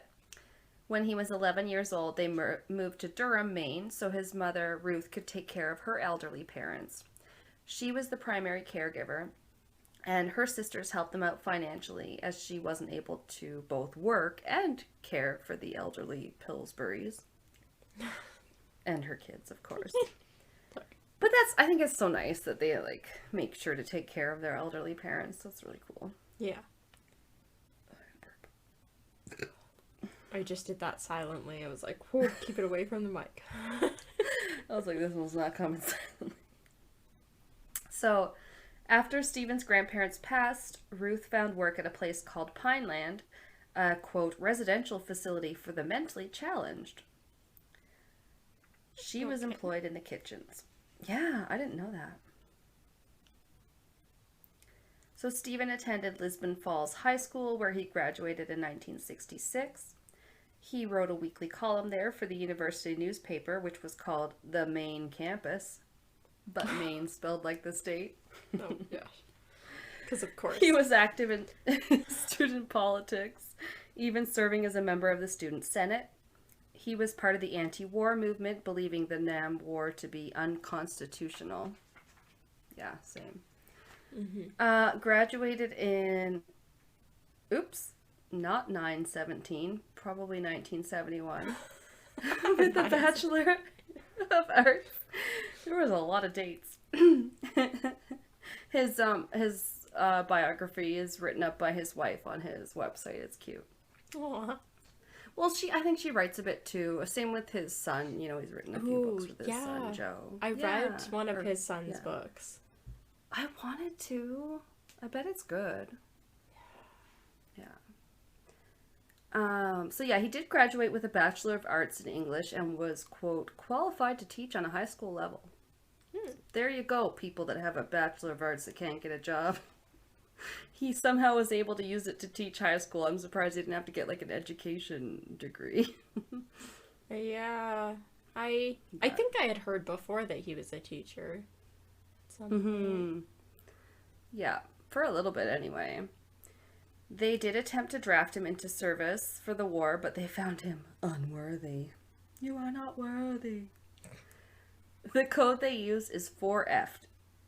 4F. 4F'd. F'd. He's 4F'd. Oh no, that does make sense. Yeah, he's 4F'd. Which means registrant, not qualified for military service. Other codes include 4E, conscientious objector, opposed to both combat and non-combat training or service. Which I thought he would have been that, because he was just gonna say. objecting to it. But, yeah, he was also unworthy, as we'll see. And codes like 5A mean registered over the age of liability for military service. But King was deemed 4F because of the following: high blood pressure, limited vision, flat feet, and punctured eardrums. Oh. I can identify with the limited vision and the flat feet. Hard same. Yeah. Hard same. Punctured eardrums. That just sounds painful. Yeah. Oh my god. Don't know how that would have happened. I got no other information on that. Sorry. He married Tabitha Spruce in January of 1971. They had met at the university library where they both worked. So, they're, right out of college. Yeah. Or university, as we call it in Canada. And this is a university. But he struggled to find work as a teacher at first, so he found work as a laborer while looking for a teaching job, selling the occasional short story to a men's magazine here and there. The first professional story he sold was The Glass Floors, sold to Startling Mystery Stories in 1967. And in the fall of 71, he started teaching English class at Hampton Academy. In the spring of 71, Doubleday and Company made a deal to publish Carrie. And in the summer of 73, the Kings moved to southern Maine to take care of Stephen's mom. So now he's taking care of his mom like she did with hers. Yeah, that's nice. Yeah, I think so. They rented a summer home for the winter in North Wyndham on Sebago Lake. Here he wrote his second novel, which was originally titled Second Coming, then Jerusalem's Lot, then Salem's Lot. Oh, okay. I always kind of wondered why that one was Salem's Lot, but Salem with an apostrophe, because it's short for Jerusalem. It's kind of confusing. Oh, okay. I always thought it was about that witches. And I was like, why is he writing about the witch trials? And I always thought it was about vampires. I guess we'll have to read it or watch it. Yeah. So sadly, about this time, his mother died of cancer. She was only 59. Wow. Which is really sad. Yeah. Carrie published in the spring of 1974. That fall, the Kings moved to Boulder, Colorado. They were there for less than 1 year, and many will probably know that's where he wrote The Shining. I was gonna say, yeah, Boulder, Colorado. I'm like, that sounds familiar. Right? But he wasn't there very long, which is interesting. So they moved back to Maine. They bought a house in the lake region. There, he penned The Stand. And in 77, they actually moved to England for a few months, but came back before the planned year of living there was up. They were supposed to stay there for a year, but they only lasted a few months. Oh, wow. I don't know, he moves around a bit. Yeah. So once back in America, they bought a new house in Center Lovell, Maine. Or Lovell, I'm not sure. Then they briefly moved to Orrington, near Bangor, and he began teaching at his alma mater. Alma mater. Is that how you say that? Yeah. The university he went to.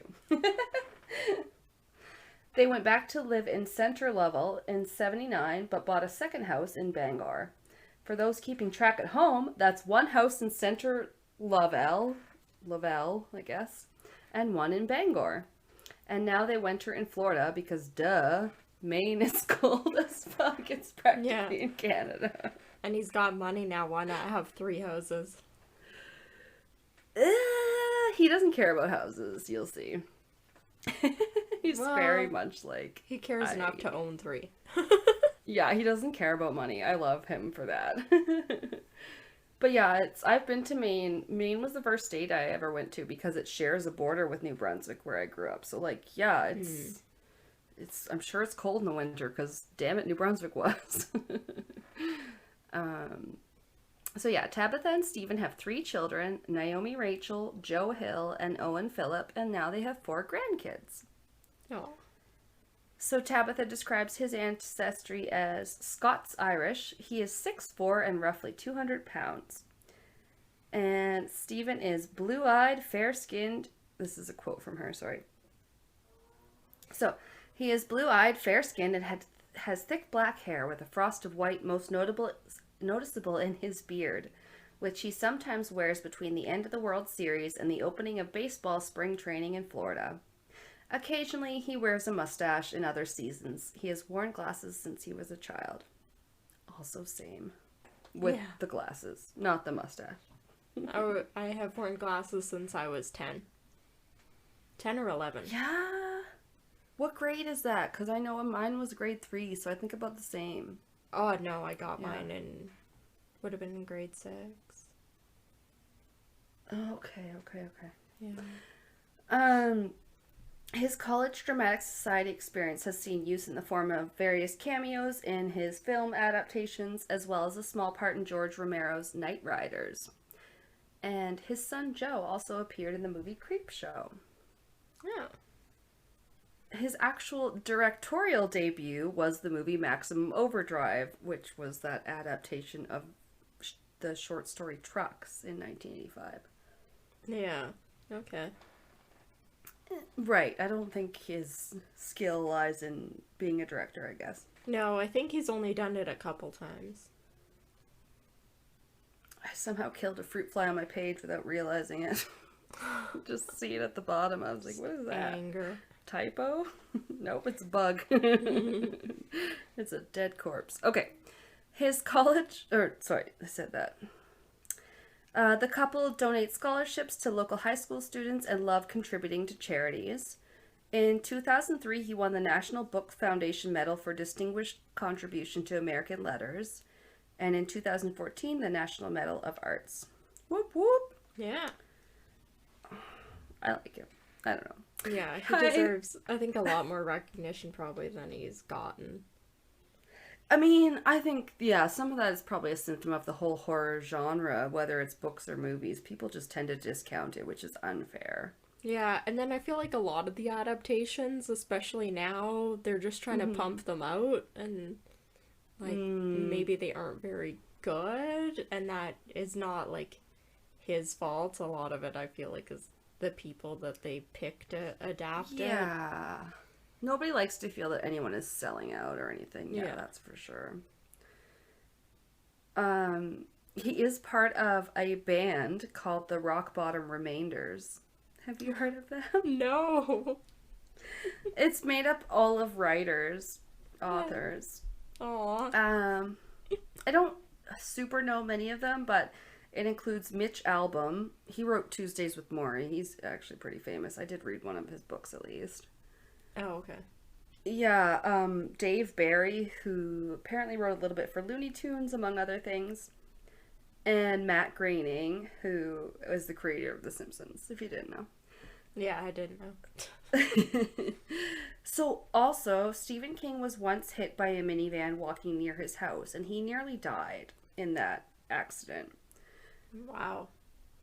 So I think that was probably a big inspiration for Misery, as you could probably guess. I haven't seen it, so I don't know. Oh, I feel like that's how she captures the writer in it, because it's about a writer captured by kind of a crazy fan. There's like a car accident, or she hits him or something at the first, and then his one of his legs is broken, so he can't leave. That's just the premise. Oh, okay.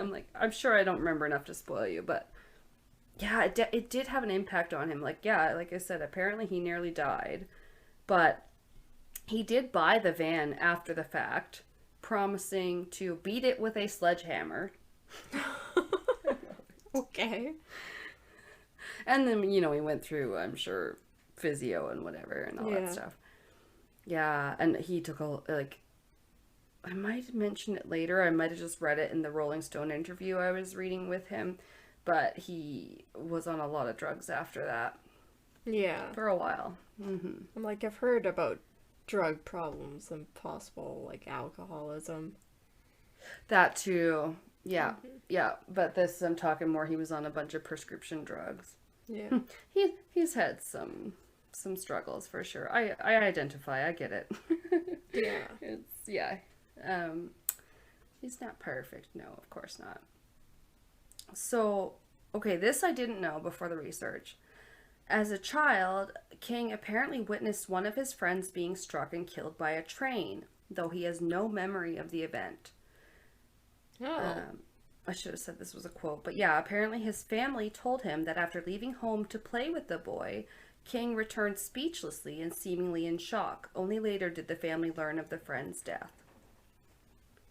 Wow. So, I would think it would affect him even if he didn't have any memory of it afterwards. Yeah. Sounds traumatizing. Yeah, you'd be shocked at what's in, your subconscious from, childhood. Oh, God, even just the memories that you can't recall on a day-to-day basis. You're like, what did I go through? What? Yeah. And he says the first movie that he saw was a horror movie. Can you guess which one? Probably not, because it's crazy. Because it's crazy? It was Bambi. He's going on about the hunter, the mom gets killed. He's like, I was terrified. I loved it. It was great.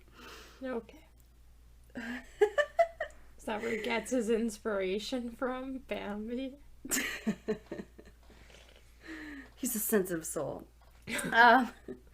Another few things I learned from reading the interview article with Rolling Stone. He thinks Hemingway sucks. He's not afraid to tell it like it is. And he did draw on his own experience with drug and alcohol dependency for characters like Jack Torrance. Yeah, I was just from gonna The Shining. Shining. Mm-hmm. Yeah, who is a raging alcoholic in that book. He says, he drank. He doesn't do a lot of interviews, but he did, readily admit to the interviewer in the Rolling Stone that he drank heavily for quite a period and admits to using coke quite a lot from about 1978 to 1986. And the interviewer was like, that's pretty crazy. I don't know how you kept going, 3 young kids and you're churning out books and yeah, cocaine. all this other thing. And he's like, I don't know. He was like, well, I don't remember a lot of it, and you just do what you gotta do. Yeah. Interested to hear him talk about which ones he didn't like.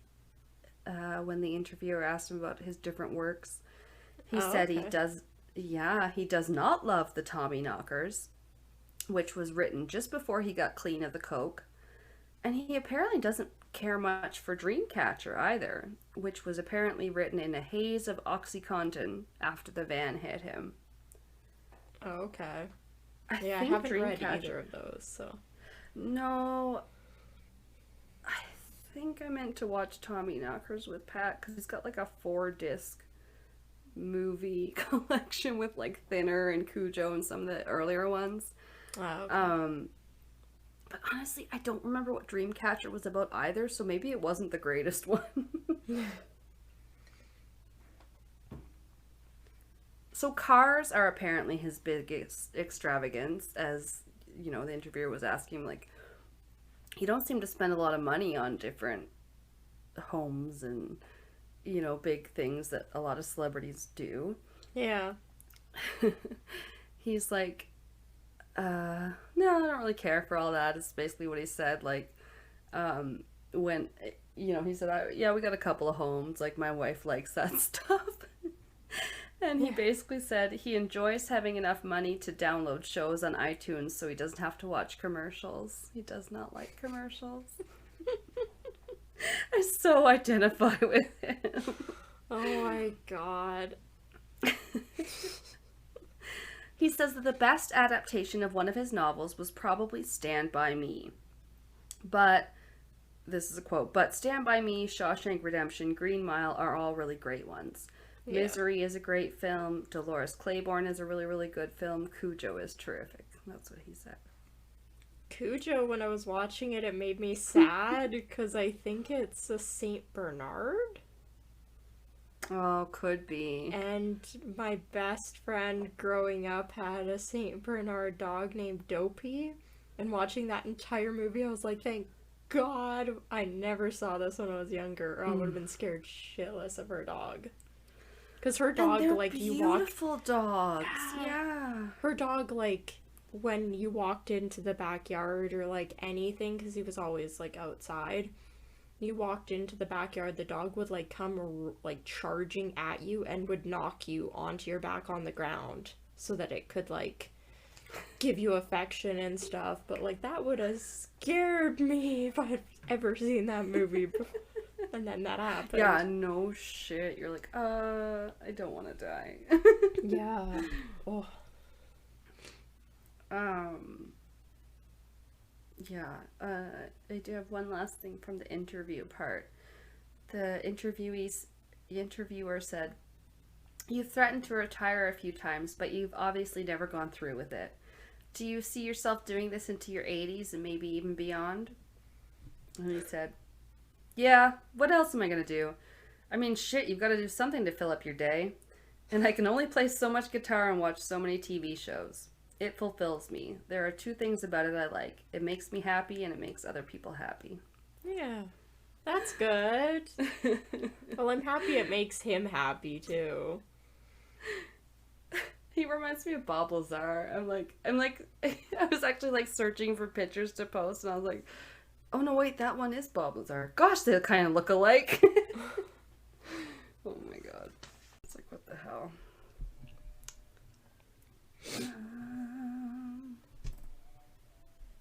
Cool.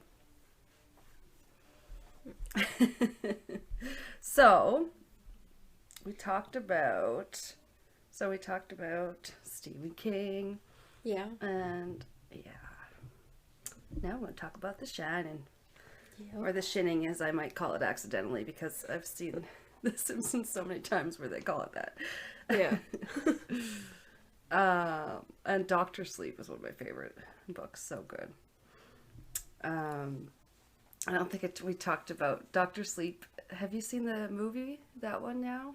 I saw the movie and I think I finished that book.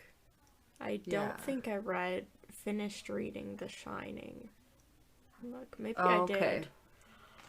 That's okay. We'll cover the book a little bit and how it's different from the movie. Yeah. But yeah, what the Doctor Sleep thing, it's funny because it almost sounds like a conspiracy theory when you like read the synopsis or whatever. Now it's like, well, the summary is like there's this crazy group of people that's going around killing kids to like suck out their life force, essentially, to like stay young forever. It's like, Yeah. you think it's like some QAnon. It sounds like some QAnon shit. Because like, oh, they believe some weird crap. It's crazy. So, The Shining. We've seen both the film adaptations. Well, there's a film and a TV show. Yeah. The mini-series. The mini-series. It's 3 episodes, yeah. But so Stephen King wrote it when he was in Colorado, and when he wrote it, he was staying in the Stanley Hotel, which is just known to be very, very haunted. Yeah. And it's so huge and imposing and like beautiful, and then the mountains in the background. Yeah, it's pretty cool. Yeah, I get the inspiration of The Shining, like, setting of it being in the same type of place. Yeah. And he was like a little bit creeped out when he was there. Yeah. It's a really old hotel. We have a little bit of history. The founder of the Stanley Hotel, Freeland Oscar Stanley, had tuberculosis, so that sucks. But the doctors would often prescribe fresh air, which was supposed to have at least helped a little bit. I mean, I'm sure it did, because the cities were probably a little bit grosser than the outdoors, the Great West. Couldn't hurt anyway. So Freeland, otherwise known as F.O., that's what he went by. Okay. And his wife Flora, Fo and Flora, moved to Denver and eventually settled in the wild outpost of Estes Park, where F.O. flourished and got much healthier. He actually basically recovered. So that was good. Yeah. And because of this, and because they loved it there so much, they decided to return every summer and to share their retreat with others. So yeah, they were really wealthy, kind of country club type of people, so that's who they were gonna share it with first. But yeah, it was on its way to, its future. So Stanley was very wealthy. He had invented dry plate photography and the Stanley steam engine, which that was the invention of him and his brother Francis Edgar Stanley. Yeah. So, yeah, I guess it's not. I thought maybe train engine, but it was a type of car engine at the time.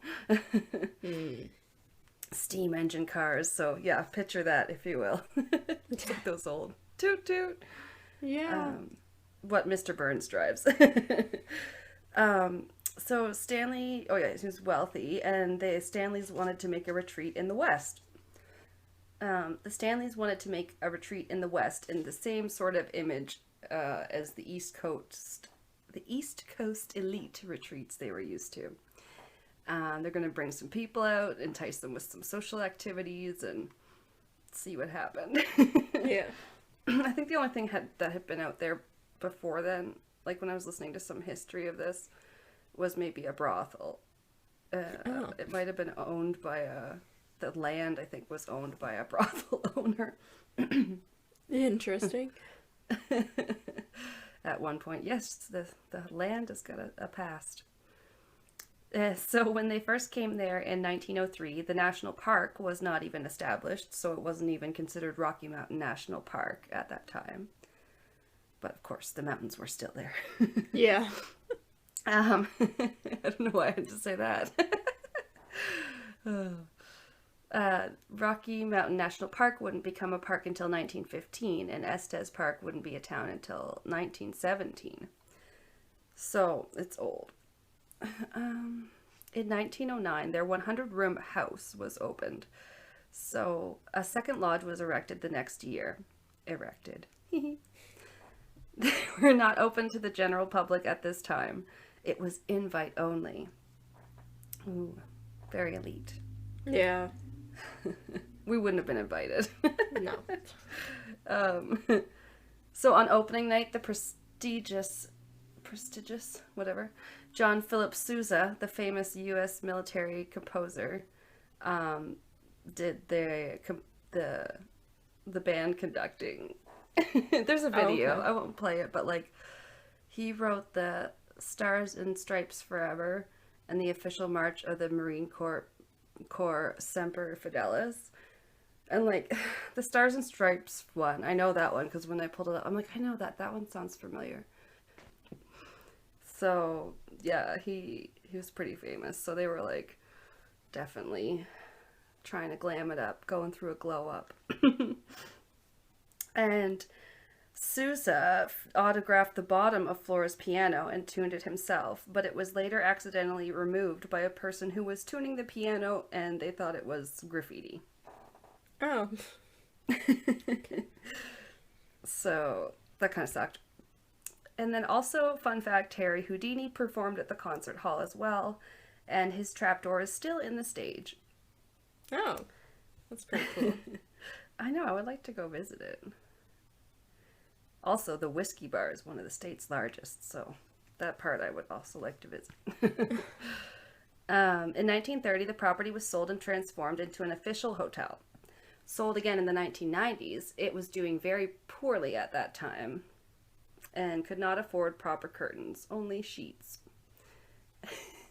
Really? In the 90s? Yeah. Huh. I would have thought, like, it would become a huge tourist attraction from, like, the movie and the book and everything. I think it may have been, because, like, it is huge, so it might have had to do with the maintenance and stuff. Like, nothing I read really got into it that much that I felt that it was that important, I guess. Yeah. But, yeah, at this point, I guess he would have already stayed there, which we'll get to in just a sec. But yeah, it wasn't doing very well. It was maybe the new owners ran it into the ground. No, I don't know. I shouldn't say that.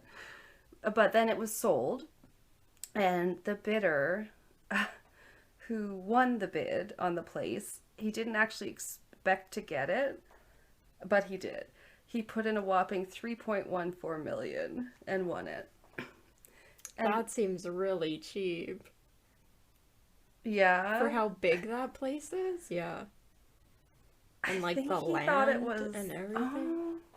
See, I thought maybe he thought it was high. Here, I'll read this little fun. I thought this was fun how he didn't think he was going to get it. This quote said, "Our owner, he thought it was pie in the sky that he was going to get this. Reed Rowley, the Stanley's vice president of business development, tells me. So he bid $3.14 million. He bet pie, like pie." Oh.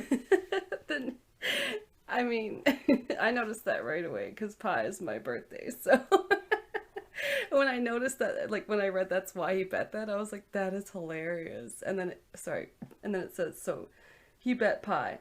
Lo and behold, the first two guys dropped out and he ended up with it. Well. So maybe the first two bids were bigger. But they didn't go through with it. I'm not sure. So, enter Stephen King. They probably were smaller bids.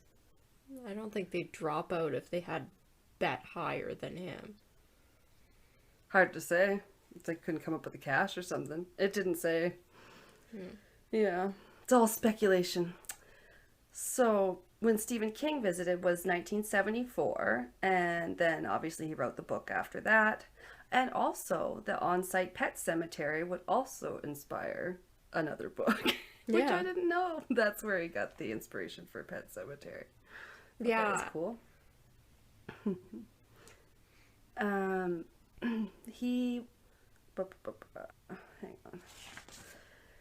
So yeah, Stephen King was actually pretty unhappy with, well, just unhappy. He did say it at the time, but when the movie came out, he didn't really like it. He didn't like Jack Torrance and how he was portrayed, basically. Yeah. Yeah. But also, the exterior for the original movie was not shot at the Stanley, but at the Timberline Lodge in Oregon. They were the ones that requested the room number of the haunted room be changed from 217 to 237. But a lot of people know that, ironically, now 217 is the most requested room of the hotel because people want the haunted rooms. Yeah. Yeah, it's like, come on, guys. Well, maybe that wasn't as popular then. And the interior shots were filmed on a soundstage in London, which, like, wow, that had to be a big soundstage. It's probably like 3 hallways that they just kept redressing in like 2 rooms. I don't know. So to film the second adaptation, well, he wanted Stephen King wanted to do kind of a do-over. Yeah. Like yeah, so they were going to film the TV miniseries there. And the crews brought in wallpaper to the hotel, like new furniture, or maybe old furniture, but very ornate, fancy furniture. Yeah. Decor, set stuff for the ballroom, like they call it the McGregor Ballroom, I guess. And all that stuff is still there today. Yeah, it was the 3-part miniseries that premiered in 1997 and starred Steven Weber as Jack Torrance, Cortland Mead as Danny, and Rebecca De Mornay as Wendy. So, arguably, like, the woman's a bigger actor, Rebecca De Mornay, but, like, Steven Weber, I wouldn't say he's as famous as when they got Jack Nicholson to do it. Yeah. So, yeah, definitely King preferred how Jack Torrance was portrayed in this version, complaining basically that Nicholson had kind of played it crazy from the start, but it's about a man's descent into madness. Yeah. I feel like in the Shining like original movie too, they just don't spend a lot of time talking about The Shining. And I feel like if you watched that movie and then watched like Doctor Sleep, you would not get it. Where if you watched or read the book and that or watched the mini series, you would get how the two were connected. Oh, okay. I haven't watched the miniseries as recently, but yeah, it can be very hard to portray that kind of stuff in a movie, and sometimes they can fall short at the stuff that goes on like internally in their heads, and it's mentioned for like 5 seconds or something, and then it's like, oh. I guess so. They do only have like maybe one conversation about it, and then other than that, you're like, oh yeah, he's talking to his finger. That can't be good. Yeah. So now I guess the property lean into it. There are Halloween festivities, resident on-site psychic named Madame Vera, and daily spirit tours. The nameplate for room 217 gets stolen about once a week. I love What are it. they gonna do? They bolted on. I guess they can't keep it. Kryptonite, but no, carbonite. Put it in carbonite, like Han Solo. Oh. They keep a hedge maze, like in the movie, the Stanley Kubrick movie. So that's cool. I'd like to do the hedge maze. That would be creepy. Yeah, but that's not in the book, though. No, it's the big topiary animals in the book, I But- think. Yeah. Yeah, they keep moving every time they turn around or whatever. They're like moved.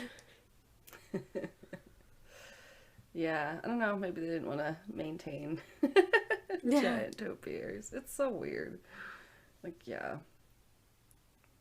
And I guess elk wander the grounds, which kind of sounds like Jasper National Park. Yeah. Jasper. The Jasper town animals. site. Yeah. Wildlife everywhere. Yeah. Yeah, I saw, was it Jasper? No, when we were in Banff recently, we saw a deer, we saw a deer like walking down the sidewalk, and then there was these stone steps built into to get up to like an apartment or a hotel kind of on a bit of a hill, and the deer just like kind of looked at them for a minute and then daintily started picking its way up the steps. They were just like, out there like hanging out and going down the street. They didn't really, they're like, yeah, there's some people, but I still see trees. And you're like, wow, you're just walking down the street. Yeah, that doesn't happen everywhere in Canada, guys. Not in Edmonton. We're a big city. Yeah. Just kidding. All right. Oh, yeah. And then in August of 2018, a bear meandered into the main lodge, pushed a few chairs around, and left. Yeah. And another fun fact is that both of the film and TV adaptations, like both the adaptations, play on a constant loop on Channel 42. Oh. In the hotel, all times. Oh, in the hotel. Okay. Yes. Yeah, this is all in the hotel. Like, the bear wandered into the main lodge of the hotel. Yeah. Yeah. And they still host small concerts there, a monthly chef series. Once an episode of Top Chef was filmed there. And I think we should go. It's about $230 a night. I'm guessing that's US. So, whew, but Yeah. not surprising at all. No. And that's an average, I know, because, oh yeah, I'm sure you go on the off season or whatever. Yeah, what It's gonna be expensive. would more people want to visit there in the winter or in the summer? And can you get to it in the winter? I'd want to go in the summer. I would too, but the whole thing about the movie is going in the winter. Yeah. Just pretend it's the book. Yeah. Pretend it's the book and go in the summer. Yeah, there was just fires. Yeah. Apparently, also, Dumb and Dumber was filmed at the Stanley Hotel. Oh. Okay. I know, I was just like reading some fun facts, like, oh, I like that. Oh, I think I did know that. I think I had looked up at one point like celebrities that had attempted to stay overnight or something. I remember Oh. that. Yeah. Wonder what Jim Carrey's got to say. I think they ended up leaving. Yeah. Yeah, there's definitely been like, we'll get to the hauntings. Another fun fact. Scatman Crothers, who had played Dan Halloran in the movie, the Overlook Hotel's chef, he didn't know his character was going to die in the movie. Oh. Poor guy. Yeah, he said he liked the film, he just wished they had kept the original ending. And it was explained by Diane Johnson told Entertainment Weekly in 2017 that Kubrick really thought someone should get killed because it was a horror movie. Oh, So that's he made that choice. Yeah. No, sometimes all you need is suspense. I think so. Yeah. I think he could have been like wounded there, or didn't even Yeah. have to have him outright die. And Danny Lloyd, who played Danny Torrance, didn't even know it was a horror movie because he was 7. Yeah, I had heard that before. Yeah. I was like, that makes sense. They do that sometimes, and then they Yeah. show them a little clip of it, and then they're like, you can watch the full movie when you're older. Yeah. Yeah. Here's like $100,000 like royalties for a movie you don't get to see for however many years, and you're gonna become super famous off of it, but you had no idea what was happening at the time. You're a child star now, baby. Yeah. Good luck.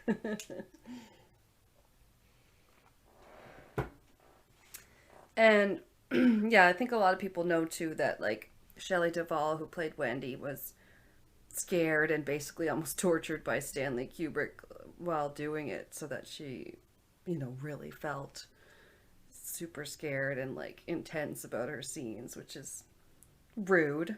Yeah, I don't like that. No, it's a very Hitchcock move. She was like isolated by Kubrick and forced to repeat her scenes up to 100 times to the point of exhaustion. Ugh, I don't like him. Woof. I like some Stanley Kubrick movies, but I don't know. Yeah. A few of them I've seen, I've turned off and been like, this is no. No, thank you. Yeah. Thank you, next. Yeah, she did say about the role, from May until October, I was really in and out of ill health, because the stress of the role was so great. Stanley pushed me and prodded me further than I've ever been pushed before. It's the most difficult role I've ever had to play. They had Jack Nicholson chop into 60 doors for the scene with the axe. And, yeah, that's crazy. The scene, I guess he's a perfectionist. Kubrick, I mean. Sounds like it. Yeah. And then, so the scene where where Wendy swipes at Jack with the baseball bat took 127 takes. Oh my god. Breaking a world record, according to Rolling Stone. Yeah, I think I'd heard that before. That's crazy. So he improvised the "Here's Johnny" as well. Good job. Yeah, that's so iconic. That's like Yeah. the line in that movie. Yeah, he's like, I got this. And also Kubrick came up with numerous phrases for Jack to type repeatedly into the typewriter. The English version being, of course, the all work and no play makes Jack a dull boy. But knowing things get lost in translation, he made different versions for other languages. I love that kind of stuff. Oh, okay. Yeah, I know they did that for a few Marvel films and stuff, where like Captain America would look at a list of things he wanted to try now that he was frozen or whatever. He comes back he's in the future. He's not in his own time, so he's got a list of things he's been told by people are cool. He's gonna check out, and in different countries they make the list different, which is neat. Oh, I don't like that kind of stuff. I'm a person I don't like the choose your own adventure stuff, and I don't like when there's alternate endings to things, and I don't like when they have different versions of things. Like, I like when they say... just to be more culturally relevant in the different countries it was shown in. Oh, but, okay. like, I like when I watch something that it's the same. Everybody, like, saw the same thing. It wasn't. Okay. Yeah. So, the different versions were... You're gonna hear them! Yeah. Yeah. Where Italian, the morning has gold in its mouth. German, never put off until tomorrow what can be done today. Spanish, no matter how early you get up, you can't make the sun rise any sooner. Weird. Like, none of those. I don't know. None of them seem relevant to what it was in English, right? Yeah, they probably don't translate back to English. Like, they're probably axioms that they have or something. I don't know. And also, some conspiracy theorists think the film hides secret messages like the moon landing being faked. Oh my god. I know, I hadn't heard that part. But I guess there's even a documentary about it titled simply 237, and it explores the possibility that Stanley Kubrick was in on this secret. And I guess it sounds like it's long. I think Stephen King said he watched some of it and turned it off. It's like citing things like Danny wearing the Apollo 11 sweater. Oh my god. I think I had heard... Oh, what movie was it? I watched a movie. I'm pretty sure it had... Oh my god, what's his name? The guy that played Ron Weasley. Rupert Grint. Yes. Yeah. I think it was called Moonstruck or something like that. That's from like the 80s with Cher. Moonstruck? Lovestruck, maybe? I don't know. No, it's about them faking the moon landing and that Stanley Kubrick did it. Hold on. I have to look it up. And then it has the guy from Weird. The Umbrella Academy in it too. And they're just kind of like whacked out like druggies, and they get hired to fake the moon landing. And then first, oh my god, I feel like multiple times either Kubrick's, it's called Moonwalkers, that's what it was. Yeah, either like Stanley Kubrick gets mentioned or they have somebody like playing Stanley Kubrick. I can't exactly remember. My god. And he's faking the moon landing. It's like a Oh, I movie. see. Yeah. That's why they're like, he's so in on it that he couldn't stand it. I'm like, what the fuck does that mean? I didn't get it. Okay. That is pretty out there, gotta Yeah. say. I mean, there's there's a few things that people would point to that are suspicious about the moon landing and kind of weird, but like, I don't know. That seems really far-fetched, I Yeah. guess. Okay. The haunted history and deaths are next. About time. All right. Yeah. A chambermaid was working there in 1911 when an accidental explosion unfortunately occurred. Her name was Elizabeth, and not sure the last name. There was a couple different reports, so she's just Elizabeth. But she was going into room 217 to clean and turn off, and when she went to turn on the lights, I didn't write this very well, sorry. So she was going into room 217 to clean, and when she went to turn on the lights, that's when the explosion happened. So the gas lamp hadn't been properly shut off, so it had been leaking gas into the room.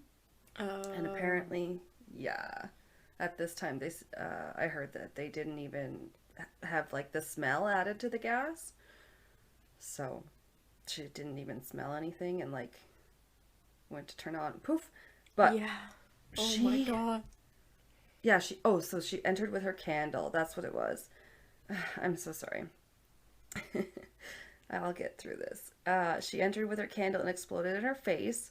She lived, don't worry, but it destroyed the entire west wing, which was 7,000 square feet, and it like extended up 3 floors from the floor that she had been on. And she was shot into the floor below and broke both of her ankles. Oh my god. How would she survive that if it like destroyed 7,000 square feet of like building? How the hell did she survive? Pat would probably tell me something about that depends on which direction the explosion is going or something demolition-y experty like that. Oh my god. But isn't that crazy? I don't know. That seems like a freak thing that she could survive. Exactly. I agree. Yeah. Oh. But yeah, she is often seen in room 217, and this will be the room that Stephen King stays in too. That room is where it's at. Yeah. But the dead lady in the movie, ugh. So gross. So Elizabeth walks through the wall into what's now part of room 215, because the wall wasn't there when she was alive. So walls be damned. And she's really nice. She actually tidies up the room. She'll hang up your clothes, put your suitcases away, line your shoes up at the end of the bed, that kind of thing. Okay. I've heard about some of the ghosts at the Stanley Hotel, and I'd heard some of them were actually really nice and helpful, which I found hilarious. I mean, that would be me. I was always tidying up the... if we were ever having like a bit of a party in a hotel room. It's like, don't break that. I'll put this here. Okay. So I guess if an unmarried couple stays there and has sex, she gets a little perturbed. And many have said that a cold presence appears in their bed that they feel. Ugh, that's good. Not sure, how she knows they're not married and why that matters. And she's so affronted by it. Because she's old-fashioned. Piano music can be heard coming from out of nowhere, and most think it's Flora, who had loved to play the piano. Her apparition has been seen looking out of the window of the music room, and Stanley himself has been seen almost supervising everything going on in the hotel. Like, he'll be standing there looking out and everything, I guess. Oh, okay. Still checking in. And, yes, the original owner of the land, Lord Dunraven, has also been seen, and a tobacco scent follows him around, and also disappearing jewelry can occur when he is about. Oh, so he's just robbing people. A thieving ghost. Don't like that part. No. Rather you tidy up my shoes. But he does like playing the flashlight game with investigators, apparently. Paranormal investigators, that is. Oh, just turning it like on and off again? I think, yeah, and you're like using it to ask them questions too, like to turn it on, turn it off, if this, whatever, yeah. Ghost children have been seen a lot too. The top floor, the first building constructed was reserved for nannies and kids, so tons are seen around that top floor. They can be heard whispering in closets, and one little boy wakes sleeping kids on the fourth floor to come play with him. Come play with us. No. Oh, so creepy. Exactly.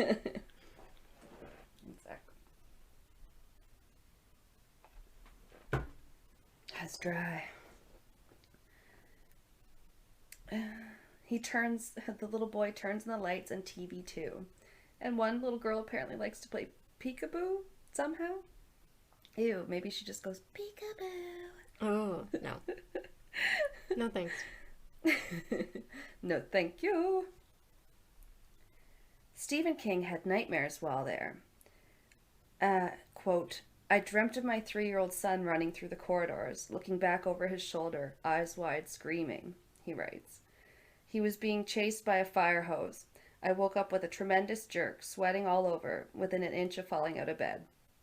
I got up, lit a cigarette, sat in the chair looking out the window at the Rockies, and by the time the cigarette was done, I had the bones of the book firmly set in my mind. Yeah. Oh. All right, that's cool. Just one little dream and a fire hose. Yeah. I don't think did they even do that in the movie? I know it's in the mini-series. It like... I can't recall at the moment. Yeah. Gotta rewatch her. Yeah, I have to rewatch the movie. Honestly, I've I only have to ever seen rewatch it both. once, and it's been a long time. Yeah. Pat, I was like talking with it about Pat to it. I was talking to Pat about it, and I said, "Yeah, we watched the miniseries, right?" And he goes, "Yeah, but you didn't really enjoy it because it was heavy, like the heavy on the domestic violence part." And I was like, "Oh yeah, block that stuff out, maybe." Oh. I don't know. I don't really remember. So the different rooms that you can request for your haunting pleasure are room 302, where a male ghost is seen most often walking through the walls, but also photos will fly off the wall. Okay. Don't think I want that necessarily. No. Room 413, man in old-fashioned clothes stands in the corner. Pass. Yeah, hard pass. And Eddie, aka Stinky Man. Oh, pass. I don't care where he is. Pass. I think he's still in room 413. We haven't moved on yet. Apparently he's a bit better smelling now. He may have got a memo, people saying he stinks, but he does make people uncomfortable. And also, I guess in this room, I do remember watching this, I think, when we watched The Ghost Hunters. We have all the DVD box sets. Jason from Taps, his like glass shattered in the room. So that was in this room, I guess, 413. Oh. Mm-hmm. Weird. Yeah, that'd be startling. And oh, this isn't in a room, but it's just randomly in the middle of my room list. So a couple of kids took pictures in the ballroom using tablecloths to play like ghosts, and they said that later all the pictures were deleted off the phone. It was like they weren't never there. Oh, weird. So that happened, I guess. And then room 401. In it, men don't feel very comfortable or welcome, I guess. They must feel a bad presence. And doors and windows tend to open on their own. And a glass of water also shattered in this room, too. So watch out for your water glasses. Yeah. Which also, those things in hotel rooms are disgusting anyway. So yeah. You should probably not use them. Room 407, people feel themselves get tucked into bed. Or one guy kept kicking off the covers only to wake with them pulled back up over him. Oh, that's creepy. Creepy and weirdly comforting. No, just creepy. It feels like they're trying to be nice, though. So I think that one's probably a good spirit. But also one person was woken up by phantom tickling, which I would not be a fan of. So room 418, your legs might get hugged. Oh, So no. Just watch out for that. You want a little cuddle. And finally, room 428, cowboy paces the end of the bed while you sleep. Female guests have reported him kissing them on the forehead. What the hell? A kindly cowboy. But, I don't like the just walking back and forth pacing either at the foot of the bed. That's I don't like it when people stand up near me if I'm sitting. And, Yeah. like, nobody in my family does. We're like, sit down, you're making me nervous. yeah. Yeah. It's just like, it's like a power thing almost, because then you have to look up, right? But sometimes people are just stretching, I get it. And so the last couple things was Paul, who was a former maintenance man, who used to enforce the 11 p.m. curfew, and he can still be heard telling people to get out at 11 p.m. Oh. Okay. Get out! The hell out. And then one, like, workman person felt nudged towards the door when he didn't leave his project at 11 p.m. Oh, weird. Yeah. It's like, okay, I'm almost done. Jesus. Many pictures have also captured the ghost of a little girl who is often heard humming. Oh. So pictures of her, and she's heard. That's great. She's all over the place. Yeah, that's creepy. And that is the Stanley Hotel. Very good. Oh, I would go, though. I would, yeah, just to say I'd been there, but I don't think I'd actually be able to sleep there. It would be difficult. Maybe take a nap in the middle of the afternoon with daylight everywhere. Maybe if we brought a lot of wine. I don't know. Yeah. I'd have to be pretty well sleep deprived and drunk to fall asleep there, I think. Yeah, I don't think any of the investigators got much sleeping done. No. Oh, that'd be so... But yet, Stephen King wrote his book there. It's like, all right. He's different, that one. Yeah, but he wrote a book about it being haunted. So, it's not like he turned it into a happy place. No. I'm just like, yeah.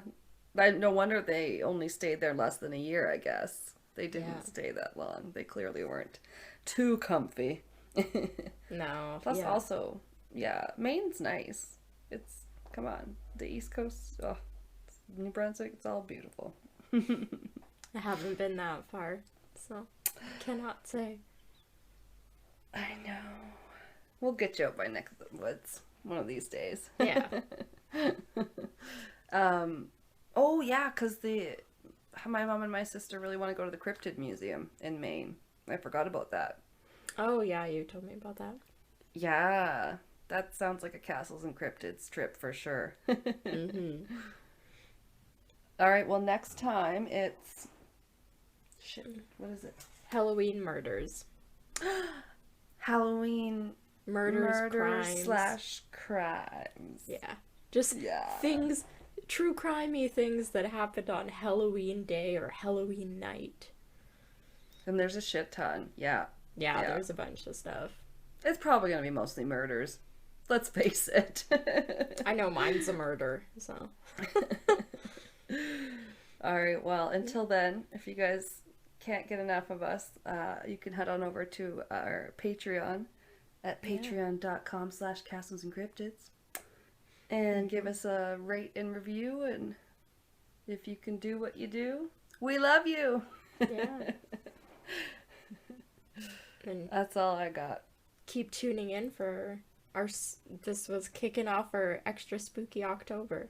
So Happy October. a bunch of Halloween creepy stuff coming this month. So I think it'll be fun. It's the most wonderful time of the year. It really is. I love Halloween. Even if I don't get presents on Halloween, I just like Halloween more than Christmas. It's so good. We're gonna go. Oh yeah, we should go to that witchery market. Yeah, Oh, all right. we're doing that. Nice. All right. Thanks for listening. Bye. Bye bye. Perfect.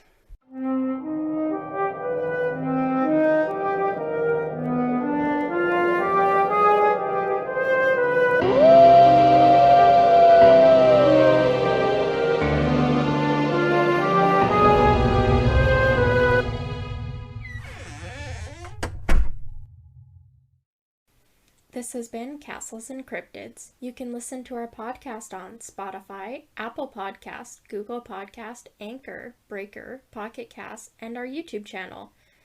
Please rate, review, and subscribe wherever you listen. Follow us on Instagram, Facebook, and Reddit. On our website, you can listen to all of our episodes as well as view pictures for each of our segments. Check out our Patreon page to view all of our tiers and become a Patreon supporter today to unlock monthly bonus episodes and behind-the-scenes content. We are working on an Ask Us Anything. You can submit questions by social media or by email at castlesandcryptids@gmail.com. Do you have a spooky ghost story, a creepy cryptid sighting, or a thrilling true crime tale you would like to share and have us include in a future episode? Send us your listener story by social media or by email. Please include the name that you would like mentioned. Our music is by Kobe Fair. Our logo and artwork is by Antonio Garcia. Thanks for listening.